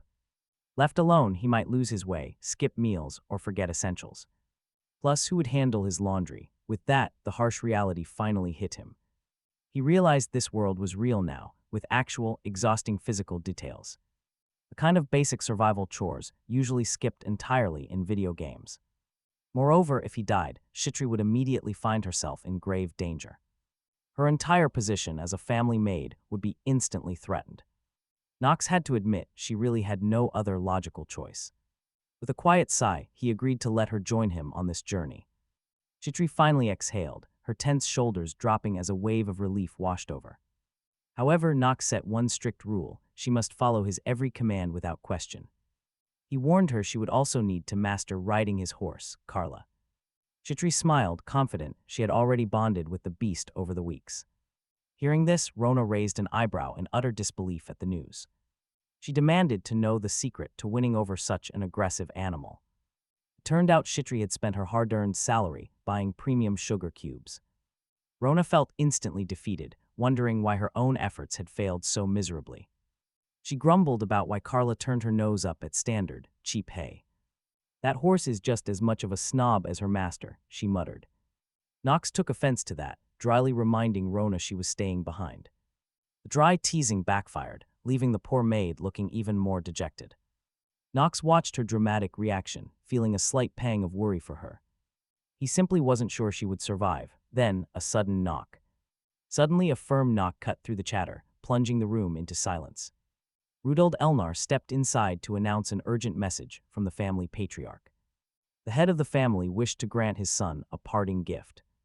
Knox sat up, highly intrigued since he had expected absolutely nothing else. It seemed Theo was keeping his word about fully equipping his son's squad. Even so, he knew his father never acted out of pure, mindless generosity. A deep gut feeling told him there was a hidden motive here. Moments later, Knox arrived outside the heavy doors of the patriarch's office. Entering, he met the sharp gaze of Knox von Reinhafer himself. Knox calmly explained that he was there because of the promised family gift. Theo nodded, his stoic face giving nothing away about his true thoughts. He warned the boy that what lay ahead would require immense, bloody effort. Sliding a heavy scabbard across the desk, he presented his son a sword.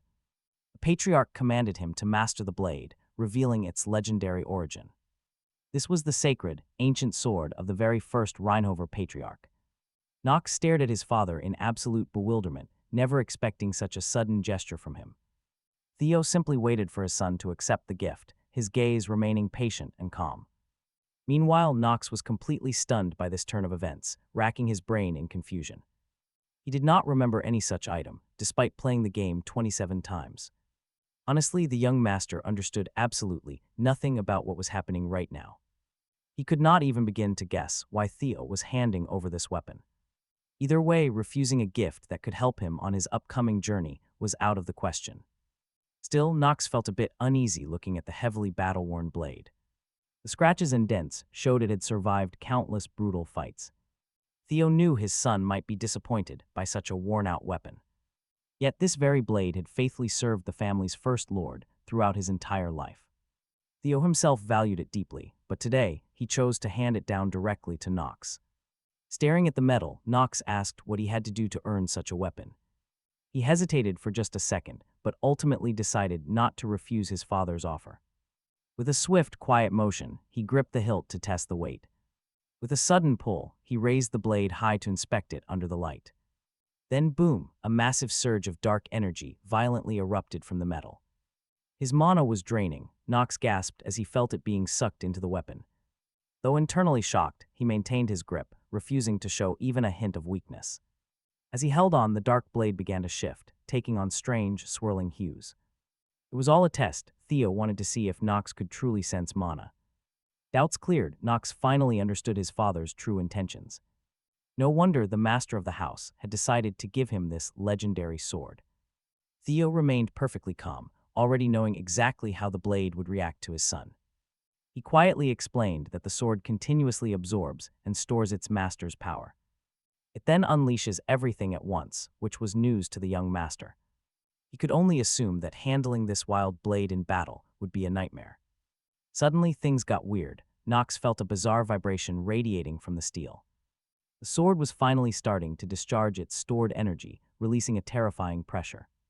A system alert suddenly flashed, warning him that his mana was draining rapidly. Because of this sudden shift, his his master acting skill began to glitch again. "Slow down, not happening." Theo immediately stepped in to stop him. Theo ordered him to hold on, warning that he must endure this for 10 minutes. Enduring this absolute drain for 10 full minutes sounded like a death sentence to Knox. Standing there and taking it for that long was practically impossible, but he had to try. Finally, the family head revealed the true name of this demonic blade, Fetter. The system chimed in, classifying it as a mid-tier advanced weapon of the darkness attribute. Its special effect allowed the wielder to absorb mana from defeated enemies and gain stats. This absorbed energy would directly convert into permanent attribute points. Once enough mana was collected, it would trigger a devastating energy discharge. Unleashing its true power sounded amazing, but Knox couldn't care less about that right now. He was busy just struggling to hold the damn blade. Suddenly, another system warning flashed. His current mana pool was completely empty.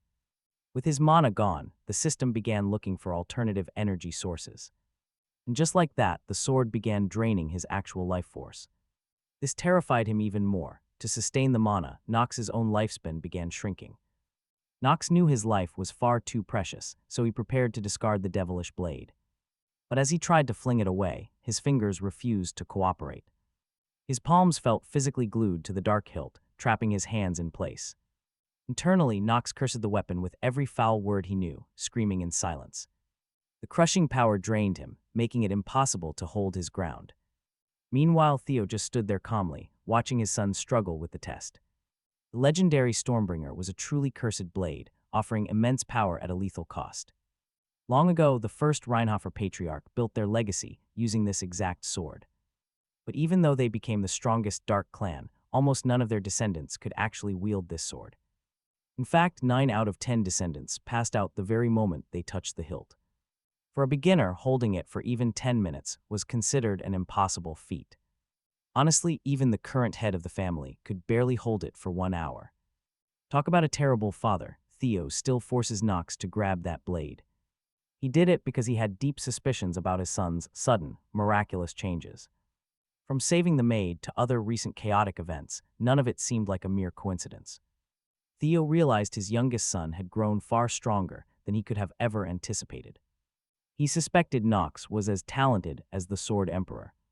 For this reason, the patriarch resolved to test his youngest son's hidden potential one last time.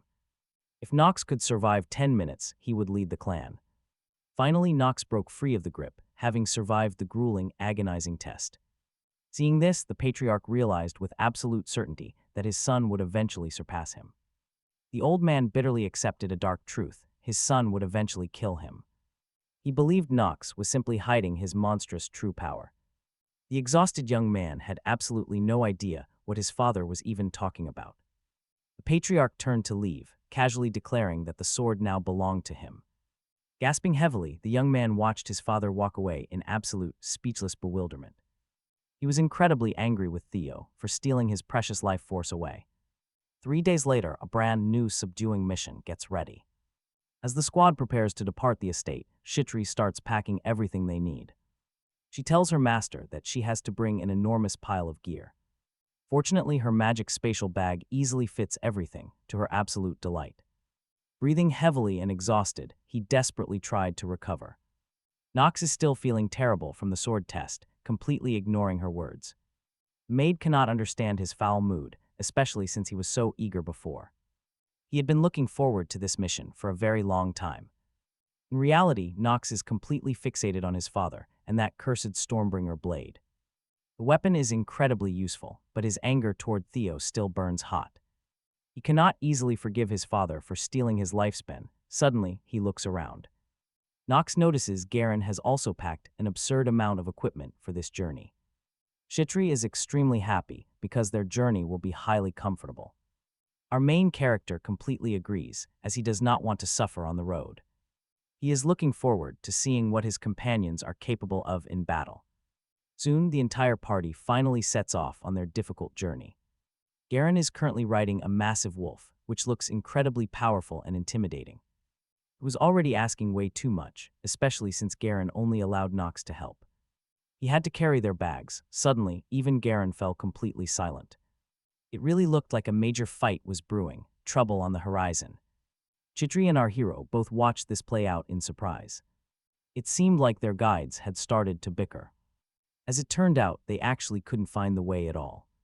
Knox let out a heavy sigh. He did not expect this to happen so quickly. Unease spread. Nobody was sure they would get anywhere at this rate. Furious with Ron's work, Garen stepped in to take charge. He confidently assured everyone that he knew the correct path to take. The knight captain apologized to his master, admitting he had never traveled this road before. They were lost, and they finally realized it. He was absolutely furious at these hired mercenaries for their terrible work. Knox instantly called these mercenaries total idiots. Chitri thought he was talking to her, so he had to quickly clarify things. He was just pointing out the utter incompetence of these fools. That was when Knox decided to speak up, turning directly to his older brother. Knox pointed out that they were facing a pretty serious problem. But Garen was not about to take advice from his biggest rival. He told Knox to mind his own business and coldly dismissed him. Still, Knox calmly repeated that they were clearly off track. Garen snapped back, sounding incredibly irritated. He warned his younger brother to stay out of his business. But Knox ignored the warning and confidently offered to lead them. Garen definitely did not expect his brother to be this bold, leaving him completely speechless. How could someone who spent his whole life on the estate know the way? It made no sense, but Knox kept pushing and asked to be hired as their guide.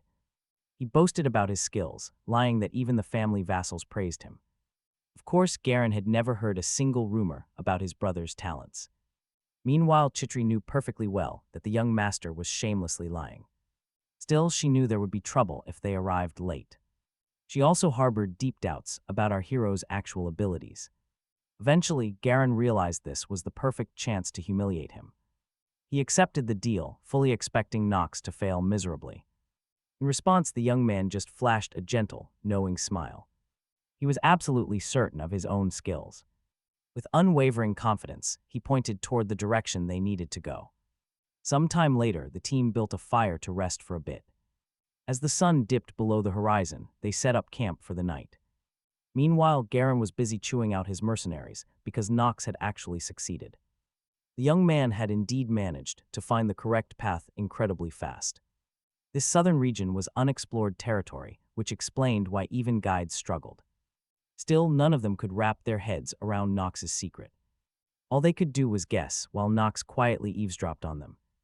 He smirked, hearing them complain that his navigation was literally impossible.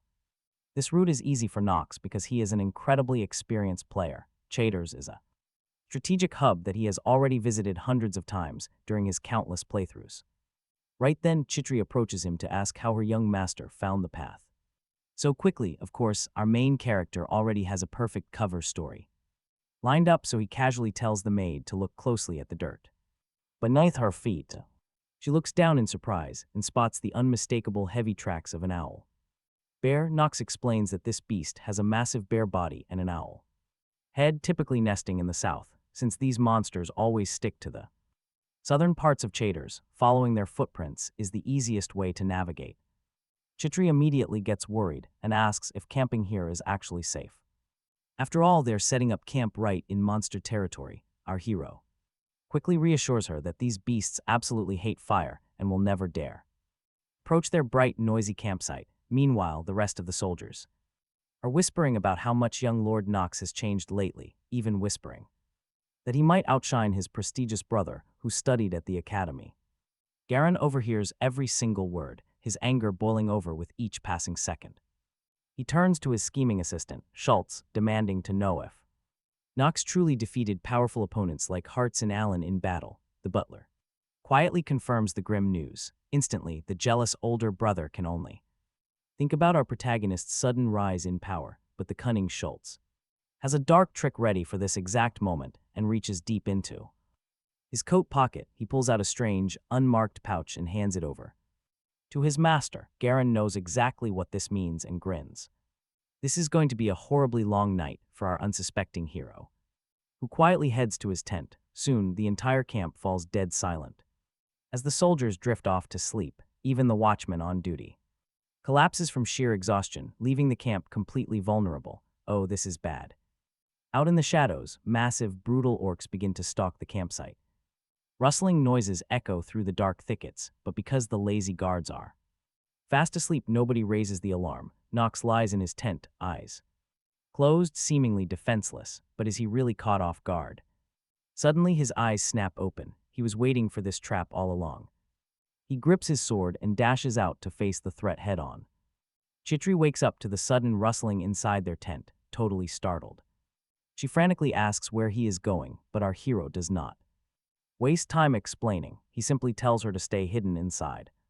Stepping outside, the icy midnight air immediately hits him, sending a chill through his body. He is met by a horrifying sight in the darkness. Giant ogres have successfully bypassed their guards and breached the inner camp. Knox scans the pitch-black shadows and easily counts 4 massive opponents. Glancing down, he quickly realizes exactly why these beasts tracked them here. Muddy ground is smeared with rare pheromones of a female of their species, deliberately placed to lure them. Knox immediately realizes those scoundrels wanted to take advantage of him, using mating pheromones to lure the beasts here and set him up. Knox instantly realizes his brother Garin is behind this entire sick trap. But Knox is not afraid, not even a little. In his eyes, these monsters are nothing but free life force waiting to be harvested. Right then, the system confirms the Stormbringer artifact finally obeys his will. Meanwhile, the bloodthirsty orcs lose all patience and charge their main target. This is exactly what Knox is waiting for. He is absolutely ready. He immediately lunges forward, ready to tear through the incoming horde. With one powerful leap, he launches himself high into the air, kicking the first beast back. Before it can recover, Knox already has his sword raised high. He brings it down hard, delivering a crushing, absolutely devastating blow to his target. The orc at his feet can do nothing as a sharp pain suddenly pierces its back. The other monsters quickly surround Knox to defend their fallen comrade. But our hero watches their every move with cold, calculated focus. He dodges effortlessly, countering with a series of blindingly fast strikes. In mere seconds, every single opponent receives a devastating injury. Some stare in absolute horror at their own severed limbs. Knox grins. This legendary sword is actually turning out to be pretty incredible. He was worried using it might aggressively drain his mana like before. But those fears are completely empty. Now he is in total control. With absolute confidence, he delivers another wave of brutal, sweeping cuts. The blade flows perfectly, striking exactly where he wants it to. Then he pauses. Looking around at the bloody aftermath, he sees only one orc left standing. Pure animal dread fills its eyes, and honestly, can you blame it? It turns its back and bolts, desperate to escape the slaughter. But Knox is not about to let his final target run away that easily. He immediately whistles, calling out to his loyal horse to give chase. Carl reacts instantly, charging forward to match his master's pace. As the horse sweeps past, Knox does not waste a single second. He leaps, landing smoothly in the saddle, while Carl is still at a full gallop. Together, they chase down their terrified prey, leaving absolutely no chance of survival. Even from horseback, Knox wields his heavy blade with deadly mastery. Every single swing is incredibly fast, precise, and packed with immense power. With one final clean stroke, the last beast falls. It is over. The system chimes, confirming he has earned another day and 10 hours of life. Right then, Chetri rushes out of the tent, looking absolutely frantic. She runs straight over to Knox, desperately checking him for any injuries. But Knox is not pleased at all. He explicitly told her to stay inside. Chetri barely pays attention to his annoyance, still panicking over the sudden monster attack. She cannot understand how wild ogres suddenly appeared at the forest edge. The young man looks at the carcasses and explains it is no accident. Someone deliberately lured these beasts right to their camp. Chetri freezes, her mind struggling to process what he is saying. Knox does not hide his thoughts and immediately lays out his suspicions. This whole trap is Garin's doing. His own brother wants him dead. Garin had exploited the orc's base instincts to sabotage Knox, pitching his own tent incredibly far away. Up until this exact moment, Chitri had absolutely no clue what was actually going on. She finally realized that Garin wanted to keep his younger brother completely under lock and key. Knox briefly confirmed her guesses before casually turning to soothe his restless horse. Talk about a massive underestimation. Garin honestly believed Knox was a total failure. He simply did not fit the mold of a proper, worthy successor. Because of this, Garen decided to test Knox with this incredibly bizarre little scheme. Honestly, compared to Garen, Knox really was not that powerful. That meant Knox had to play smart and collect intel on his rivals. He was ready to show Garen that these cheap parlor tricks would never work on him. Chitri suddenly noticed the young master preparing something highly unusual and grew curious. When she questioned him, Knox casually asked if she knew how to attract even more ogres. As they spoke, the young noble quietly gathered the dark blood of the defeated monsters. He funneled it slowly into a small vial, knowing exactly how to use it. The fresh blood of an ogre's close kin was absolutely perfect for his dark plan. Knox knew that ogres and humans were actually somewhat similar in their behaviors. Both species would relentlessly hunt down anyone who dared to slaughter their close kin. They were almost indistinguishable. At the same time, Garen noticed a weird vibe. Using his high-tech magic device, he quickly realized something was terribly wrong. His mana detection crystal was reacting, and he had absolutely no idea why. It was built to sense nearby monster presence, signaling danger long before it arrived. Garen began to worry a little, assuming the device was simply broken. But that was almost impossible, since the device was completely brand new. They were only at the forest's edge, where no powerful beasts should ever reside. Terrifying, blood-curdling screams suddenly echoed from directly outside his tent. His panicked butler suddenly burst through the flaps, completely pale and trembling with fear. The butler yelled that they needed to pack up and run right now. Garen rushed outside to see what on earth was causing all this insane chaos. Giant ogres had completely smashed through their perimeter, and his knights were desperately fighting back. Panic set in as a massive horde of monsters swarmed his elite guard. He simply could not understand why these beasts were attacking his position, especially since they had set up far away from Knox. When morning finally came, the furious lord began screaming at his exhausted subordinates. His voice was sharp with anger as he demanded immediate answers from them. Garen suspected the monster lure was somehow smeared on the wrong tent. That had to be why the beasts swarmed the butler's tent. Schultz started sweating, swearing up and down that he only sabotaged Knox's area. Meanwhile, Knox had slept like a baby through the entire night. He had cleared his own monsters so fast that nothing disturbed his rest. Waking up with a grin, he remarked that the morning was quite refreshing. He then asked Chitri for her thoughts, but the maid only sighed heavily. She quietly informed her eccentric master that breakfast was already fully prepared. Knox warmly thanked her and insisted that she sit down and eat with him. Chitri immediately refused, reminding him that a mere maid should never dine with royalty. Knox smiled and reminded her they had a serious, high-stakes mission ahead. Eating alone was too dangerous for Chitri. Monsters were everywhere. Knox warned her about it. Dozens of ogres could surround her instantly. It was exactly what had happened to his brother. Chitri stood completely speechless. She had absolutely no response. Knox calmly asked if anything was wrong. Chitri sighed. Her new master seemed to have lost all his shame. She served a shameless man, yet Knox just kept eating his meal. He simply chuckled at her reaction. She would just have to get used to it. Meanwhile, Garen ordered the camp dismantled. They had to pack up and leave. All this time, Knox kept a sharp eye on the knights, watching them. He knew they had to throw away the tent, stained with ogre blood. Otherwise, the beasts would track their scent. The monsters would hunt them down. The maid quietly asked what he planned to do. Would he help them? Knox flatly refused. Why on earth would he ever do something like that? Her master's cold attitude worried her. The ogres could easily slaughter them all. The young man calmly agreed. Those beasts were indeed incredibly persistent. They would never give up, even if they strayed far from their habitat. Actually, this chaotic chase was to his advantage, but he kept that highly classified. Honestly, would you want to face Chitri's terrifying scolding? Knox certainly kept his mouth shut. Besides, the young master needed many sacrifices. He wanted to live much longer. Knox remained standing there. Chitri was completely amazed by his rapid eating.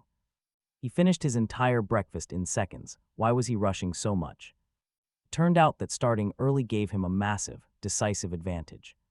Anticipating a thrilling adventure, Knox announced it was time to move out. They had to move. Meanwhile, feral monsters were still lurking nearby. Hungry orcs continued to wander around the camp, looking for easy prey. But someone was watching the beasts closely from the thick, dark bushes. Hiding in the deep shadows, suddenly the creature spun around in alarm. It heard a strange, faint sound behind it. A split second later, bam. Talk about a massive reality check. The heavy ogre was slammed down before it could react. The monster was totally clueless. Meanwhile, Knox's group had already advanced. They covered a massive distance, finally drawing closer to the high mountains. Knox scanned the rugged area carefully. He was doing a fantastic job guiding. The city of Chaders was still far away, keeping him slightly on edge.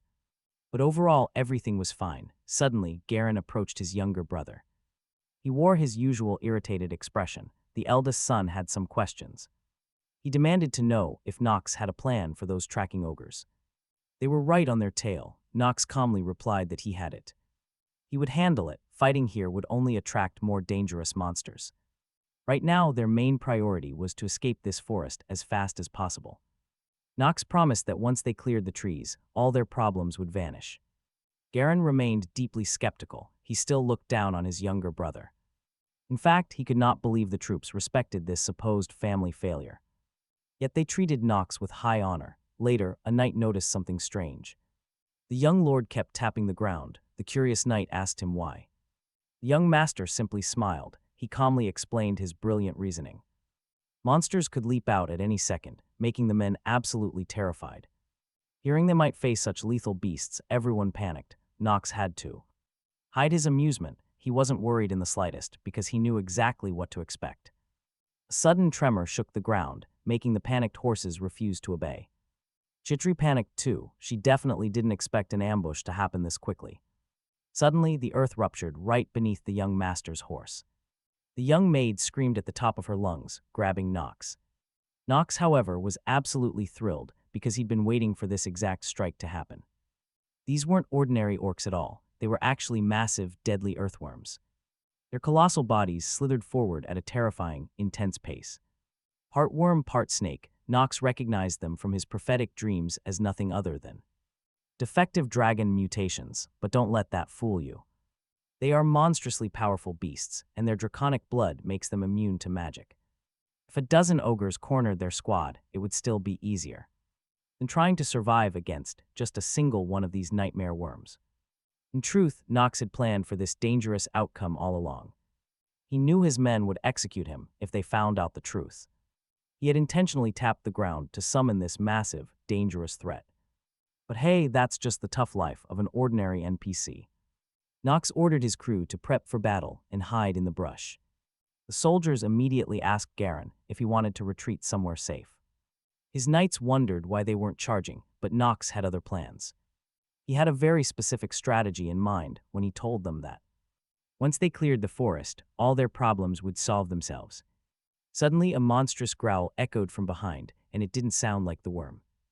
In fact, dealing with those ogres wasn't originally part of Knox's master plan. Now those very beasts were charging right at them. Chitri spotted the danger. She tried to scream out a warning to her young master. She could clearly see a massive horde of raging ogres closing in fast, making her shake and stutter in a state of absolute, pure panic. Knox calmly told her not to worry, asking if she knew what worms hated. The maid was utterly confused and asked Knox to explain his strange question.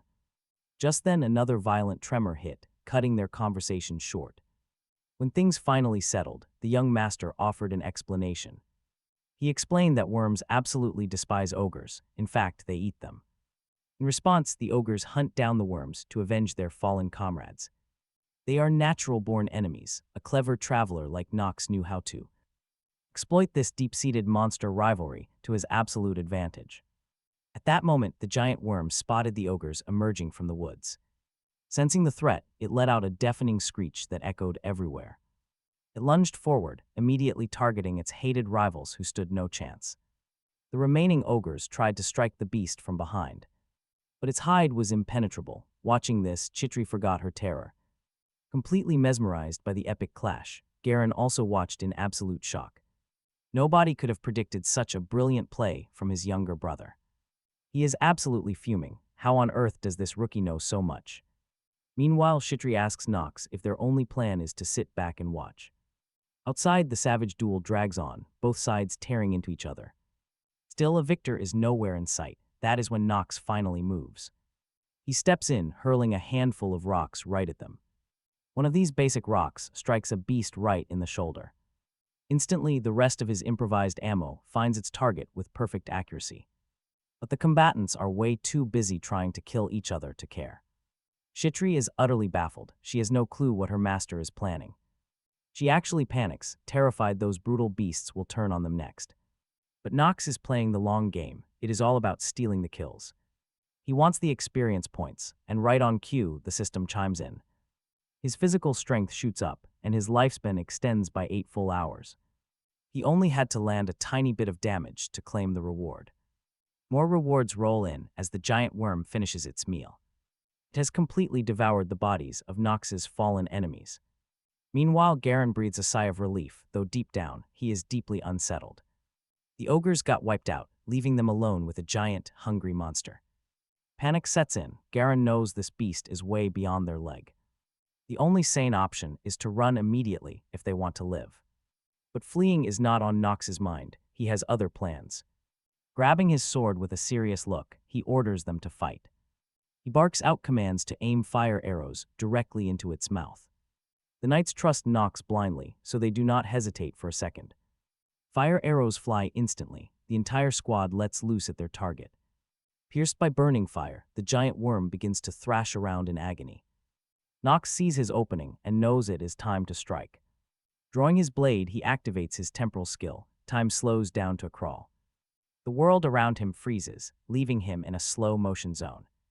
This gives him the ultimate chance to strike with deadly, pinpoint accuracy. Behind him, the knights keep firing, keeping the pressure on the beast. Midst the rain of arrows, Knox gathers every bit of his focus. His steps are impossibly fast, each movement flowing like a seasoned master. He shreds the giant worm to pieces with a barrage of brutal cuts. Blood sprays everywhere as the massive beast collapses, completely torn apart.